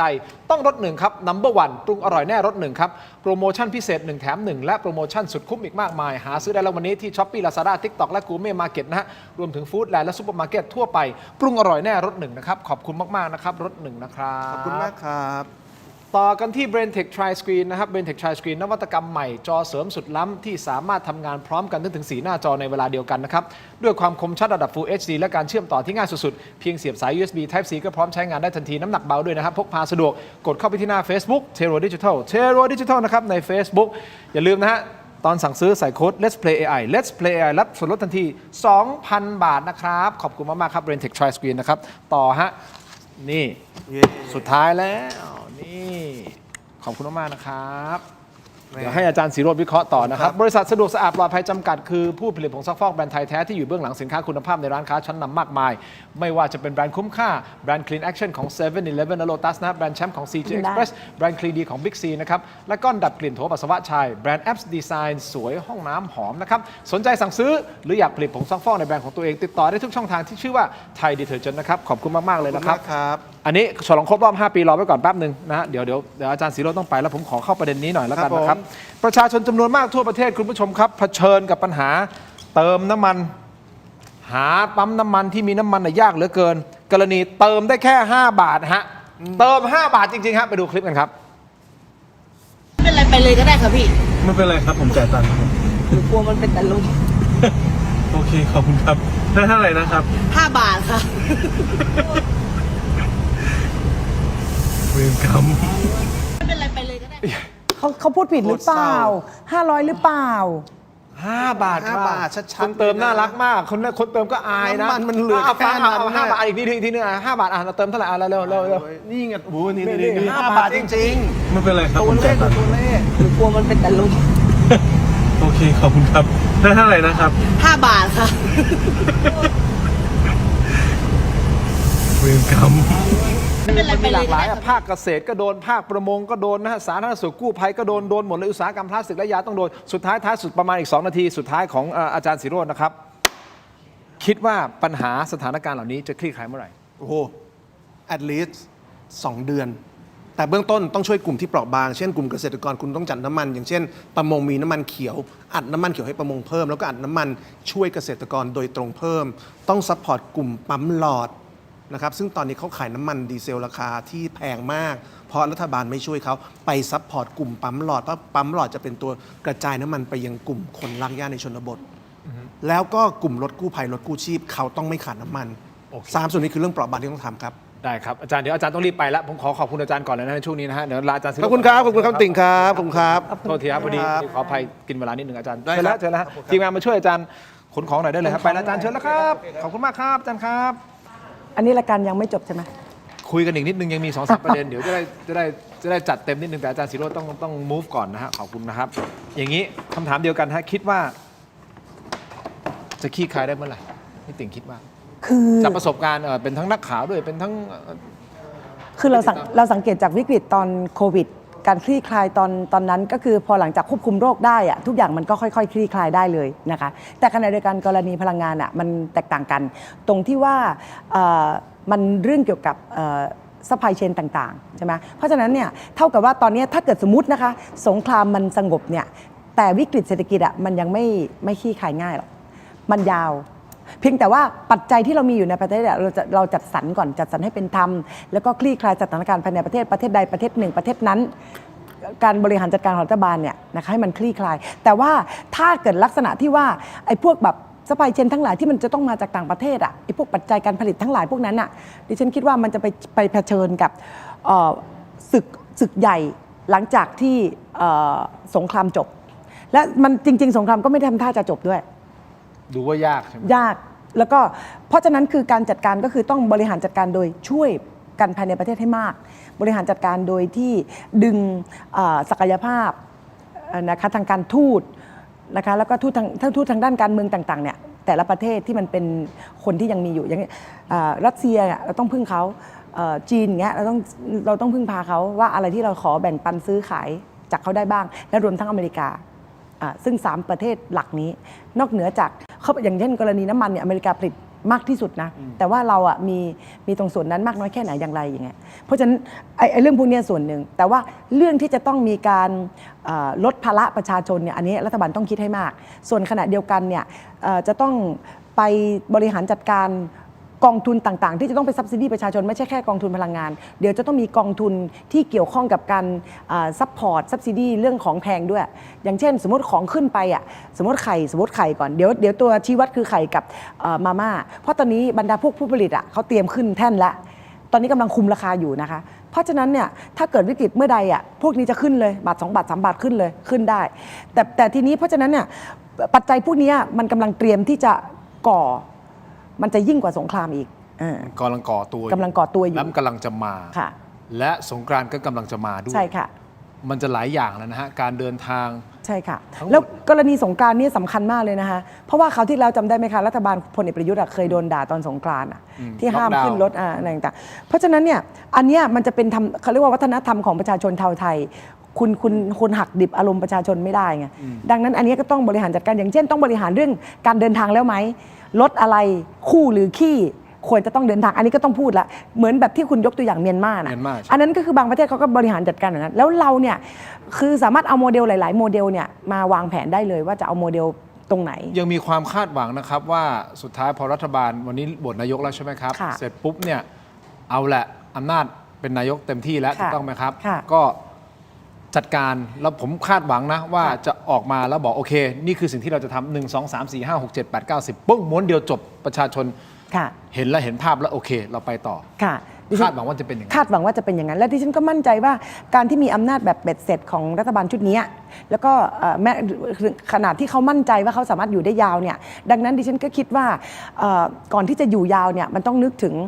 สายป่านของชีวิตประชาชนในสภาวะวิกฤตตรงนี้ก่อนแล้วเราอยากจะให้แก้ไขปัญหาโดยที่เอาการเมืองวางไว้ข้างหลังแล้วก็เอาเรื่องเกี่ยวกับยุทธศาสตร์ชาติในการแก้ไขปัญหาก่อนนั้นผมยกตัวอย่างสั้นๆนิดเดียวคุณผู้ชมครับถ้าภาคการเกษตรเนี่ยการขาดแคลนน้ำมันดีเซลสำหรับรถเกี่ยวข้าวแล้วก็เครื่องสูบน้ำต่างๆอันเนี้ยคือโดนแน่นอนและราคาปุ๋ยยูเรียครับพุ่งสูงเกือบเท่าตัวนะครับเขาบอกว่าจาก800 บาทนะฮะไปถึง 1,400 บาทแล้วนะครับนี่คือภาคการเกษตรนะยกตัวอย่างสั้นๆภาคประมงคุณผู้ชมครับชาวประมงต้องจอดเรือทิ้งไว้เพราะสู้ต้นทุนไม่ไหวนี่คือปุ๋ยใช่ไหมเนี่ยกรณีปุ๋ยเนี่ยขึ้นเนี่ยอันนี้คือเป็นการขึ้นโดยผิดปกตินะคะอันนี้กระทรวงพาณิชย์จะต้องเป็นคนคุมราคาแล้วก็ล่าสุดเนี่ยประกาศน่าจะอยู่ใน1 ใน 59หรือเปล่าหรืออย่างไรเนี่ยคือเพราะว่าจริงๆปุ๋ยขึ้นตอนนี้ไม่ใช่นะคะเพราะเนี่ยมันเป็นราคาเดิมก่อนวิกฤตเพราะฉะนั้นจะต้องคุมราคาปุ๋ยก่อนอันนี้คือเป็นล็อตเดิมครับภาคประมงคุณผู้ชมครับชาวประมงจอดเรือทิ้งไว้เพราะสู้ต้นทุนไม่ไหวน้ำมันเขียวสำหรับชาวประมงราคาพุ่งไปถึง35 บาทต่อลิตรทำให้สินค้าแน่นอนแหละพอต้นทุนมันเพิ่มขึ้นสินค้าที่เป็นสัตว์น้ำมันปรับตัวขึ้นตามลำดับปุ๊บ เขาบอกแม่ร้านอาหารหรืออะไรบางทีสมมติเขาสั่ง500 โลสมมติเขาสั่ง100 โลเขากลายเป็นสั่ง50 โลเพราะก็ไม่รู้ว่าพอสั่ง50 โลราคามันขึ้นมันก็ต้องไปขึ้นราคาขายแล้วผู้บริโภคราคาขายเฮ้ยมัน เพิ่มราคาลดปริมาณ นั่นแหละมันก็จะเหนื่อยนิดนึงสาธารณสุขและกู้ภัยครับในมุมนี้รถกู้ภัยหลายแห่งต้องประกาศงดให้บริการเคสทั่วไปเช่นรับส่งผู้ป่วยพวกพ่วงแบตพวกที่ปกติที่เขาทำได้นะเพื่ออะไรฮะเพื่อสงวนน้ำมันไว้เฉพาะเคสฉุกเฉินเท่านั้นนะครับอุตสาหกรรมพลาสติกและก็ยาขาดแคลนเม็ดพลาสติกที่เป็นสารตั้งต้นทำให้กระทบไปถึงการผลิตขวดน้ำเกลือเองก็ดีแกลลอนน้ำยาล้างไตต่างๆซองบรรจุภัณฑ์ต่างๆเองก็ดีรวมถึงซองบะหมี่กึ่งสำเร็จรูปเป็นต้นอันเนี้ยมันนี่คือยกตัวอย่างเข้าสถานการณ์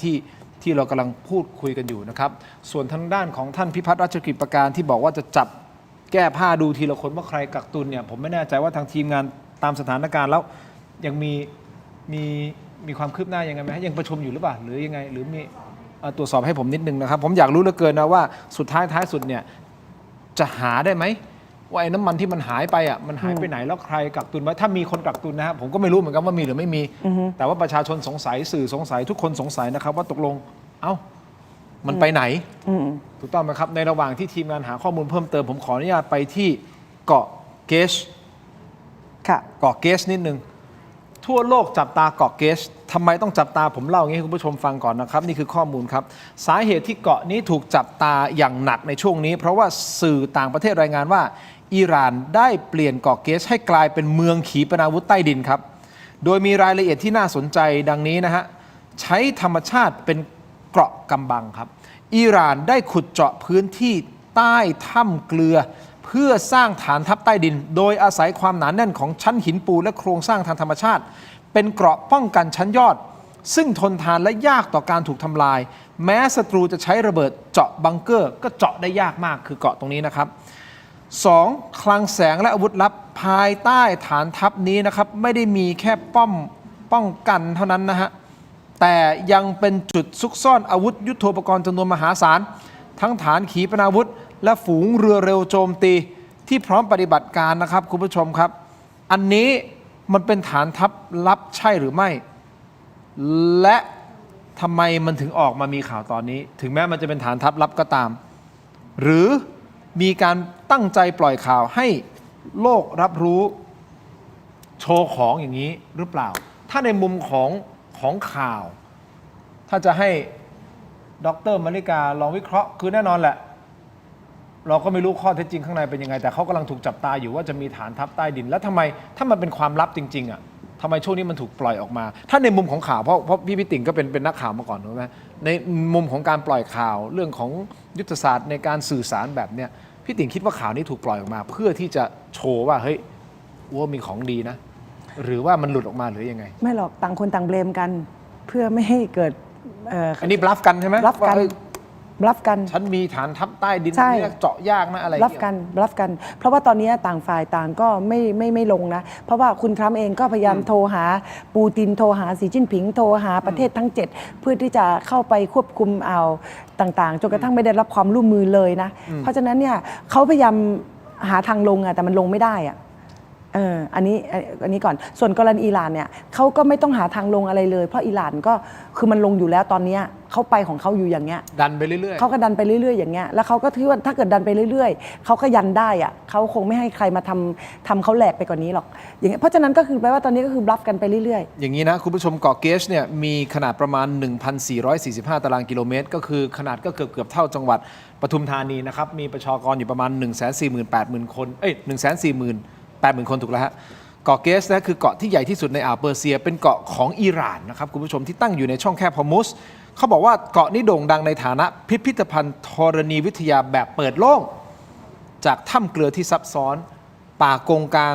สวยงามและเต็มไปด้วยหินปูนทรงแปลกตาแบบนี้นี่ฮะเป็นที่จับตาอยู่นะตอนนี้คุณผู้ชมครับเอาละเราก็ไม่รู้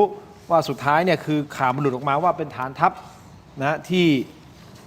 ทางอิหร่านตอนนี้ข่าวมันจะออกมาจากสำนักทางอาหรับเนี่ยส่วนหนึ่งแล้วก็ข่าวออกมาจากสำนักของอเมริกาเนี่ยส่วนหนึ่งแล้วข่าวที่เราบริโภคกันในประเทศไทยส่วนใหญ่จะออกมาจากสำนักข่าวทางอเมริกันเพราะฉะนั้นเนี่ยเวลามีข้อมูลข่าวสารอะไรปุ๊บเนี่ยเราก็ต้องแบบเหมือนดูทั้งสองภูมิภาค ก็ต้องติดตามข่าวสาร ติดตามข่าวอย่างใกล้ชิด ให้บาลานซ์ที่สุดเพราะจริงๆข่าวตะวันตกมันมากกว่าไง ใช่ค่ะ มันมี สัดส่วนข่าวตะวันตกมากกว่า นะครับคุณผู้ชมมาติดตามกันหน่อยนะฮะคุณพิพัฒน์ราชกิจประการว่ายังไง ค่ะเขาประชุมหาน ายก รือ เดี๋ยวนะฮะนี่คือข้อมูลที่ทีมงานหามา นายกรัฐมนตรีออกจากห้องประชุมตั้งแต่บ่าย3:10 นาทีครับ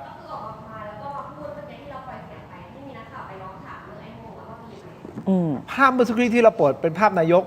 ที่นักข่าวไปถามว่าไอ้โม่งมีไหมอะไรใช่ไหมเป็นภาพที่นายกออกมาจากห้องประชุมตั้งแต่บ่าย30 นาทีเหรอฮะ แต่การประชุมยังไม่เสร็จใช่ไหม แล้วการประชุมเสร็จได้ยังครับ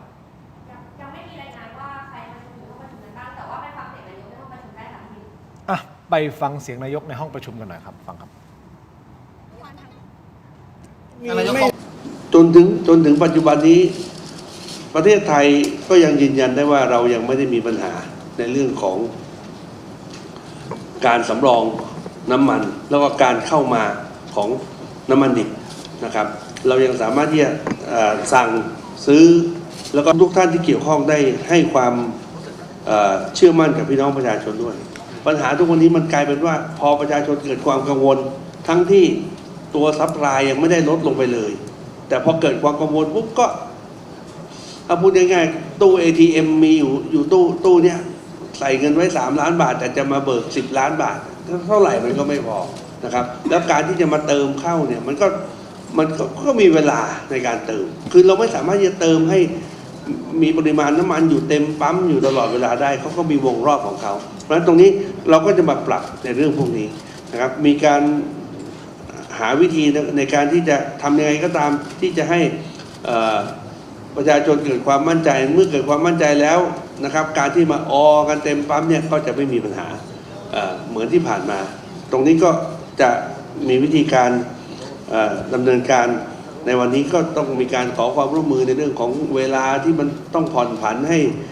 รถขนน้ำมันนะครับเข้ามาในอย่างในเขตกรุงเทพมหานครเนี่ยให้ในช่วงนี้ก็ขอให้เข้ามาได้ตลอดเวลาซึ่งเดี๋ยวผมก็จะ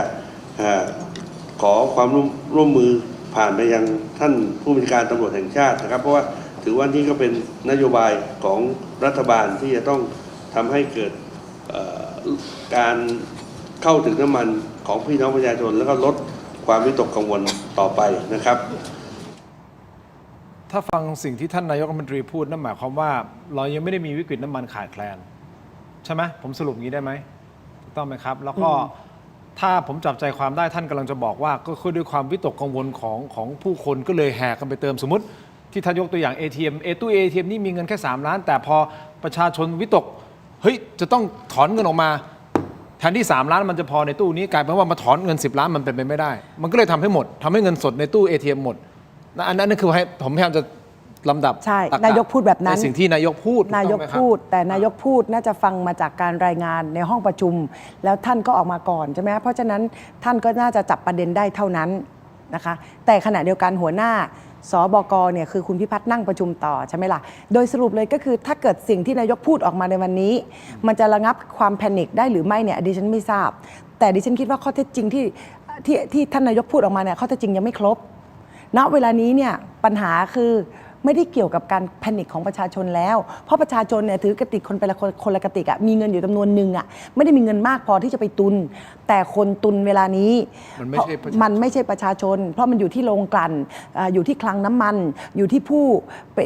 มีอิทธิพลเหนือกว่านั้นเพราะฉะนั้นมันไม่ใช่ตอนนี้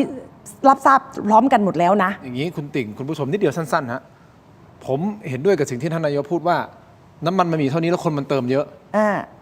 ถูกไหมอันท่านพูดเข้าใจคนมันเติมเยอะแต่คนที่เติมเยอะมันคือประชาชนทั้งหมดเหรอใช่หรือว่าเป็นจ็อบเบอร์หรือว่าเป็นประชาชนที่ปกติเขาเติมที่ปั๊มหลอดเขาไม่จำเป็นจะต้องมาแย่งเติมหน้าปั๊มประเด็นคือน้ำมันมันเข้าไปปั๊มหลอดกับน้ำมันมันเข้าไปที่จ็อบเบอร์แล้วน้ำมันมันเข้าไปที่ปั๊มเนี่ยน้อยกว่าปกติมันไม่ได้เข้ามาเหมือนปกติเพราะแปลว่ามันอยู่ที่คลังแล้วคลังขายให้ใครก็นั่นแหละและถ้าสมมติหรือว่าคลังกักไว้ทำอะไรกักไว้ทำอะไรกักไว้เพื่ออะไรซึ่งมีอดีตสสท่านหนึ่งเนี่ยคุณอัธวิทย์ออกมาเนี่ยกักไว้ทำอะไรไงเนี่ยก็ตั้งข้อสงสัยทุกคนทุกฝ่ายตอนนี้ตั้งข้อสงสัยคุณตุนไม่ทำอะไรตุนเพื่อที่จะเอาอะไรเอาส่วนต่างจากกองทุนพลังงานไหมหรือตุนอะไรเงี้ยคือเขาก็สงสัยกันหมดทั้งหมดเป็นข้อสงสัย เพราะอะไรเพราะว่าในเมื่อทุกคนเนี่ยไม่ได้แพนิคถึงขั้นที่คือทุกคนต้องการไปเติมอะแต่ว่าประชาชนไม่มีเงินมากพอที่จะไปสต็อกไว้จำนวนมาก โดยเฉพาะเกษตรกร แล้วมันหายไปไหน แล้วมันหายไปไหน ทีนี้ข้อที่หนึ่งมันหายไปก่อนหน้านี้แต่เรายังไม่ได้ไล่เบี้ยใช่หรือไม่ก็คือแปลว่าหายไปโดยที่มีการส่งไปเขมรน่ะส่งไปตอนไหน และยังส่งอยู่ไหมอันนี้แล้วก็อันที่สองก็คือหายไปหรือว่าตุนไว้แล้วใครตุนมีสองอย่างที่จะต้องไล่เบี้ยโดยที่ไม่เกี่ยวกับประชาชนแต่เกี่ยวกับอำนาจของนายกรัฐมนตรีอ่ะ เราตั้งคำถาม เราแค่ตั้งคำถามเราสงสัย เราสงสัยเราตั้งคำถาม เพราะว่าถ้าเกิดว่าท่านนายกก็เข้าใจแบบที่ประชาชนเข้าใจว่าเฮ้ยสถานการณ์มันยังไม่ถึงขั้นที่เราจะไม่มีนะแต่ทำไมจึงยังไม่มี มันหายไปไหนมันมี3 ส่วนเนาะ ใช่ การเติมน้ำมันอ่ะมันจะมีหน้าปั๊มที่เป็นแบรนด์ต่างๆนะครับ ค่ะ นี่คือมีการส่งน้ำมันหน้าปั๊มอีกส่วนหนึงก็คือพ่อแม่พี่น้องที่อยู่พื้นที่ห่างไกลที่ไม่ได้ ค่ะ เข้ามาเติมห ซื้อ น้า แพ ปั๊ ง ม กว่า พวกหลอดพวกหยอดเหรียญพวกอะไรถูกต้องไหมครับและอีกส่วนหนึ่งก็คือจ็อบเบอร์ก็คือพ่อค้าคนกลางไปขายให้กับพวกขนส่งภาคอุตสาหกรรมใหญ่ ค่ะ ๆมันก็จะได้ราคาถูก แต่ทุกวันเนี้ยไอ้3 ส่วนเนี่ยน้ำมันของภาคอุตสาหกรรม ค่ะ กับน้ำมันของปั๊มหลอดอ่ะไม่ได้ถูกอุ้มโดยกองทุน ใช่ มันเลยแพงพอมันแพงแล้วสิ่งที่มันเกิดขึ้นคืออะไรฮะพวกเนี้ยวิ่งมาตรงกลางแล้วมาเติมตรงกลางก็มาแย่งประชาชนเติมไงเพราะราคาหน้าปั๊มแบรนด์มันถูกกว่า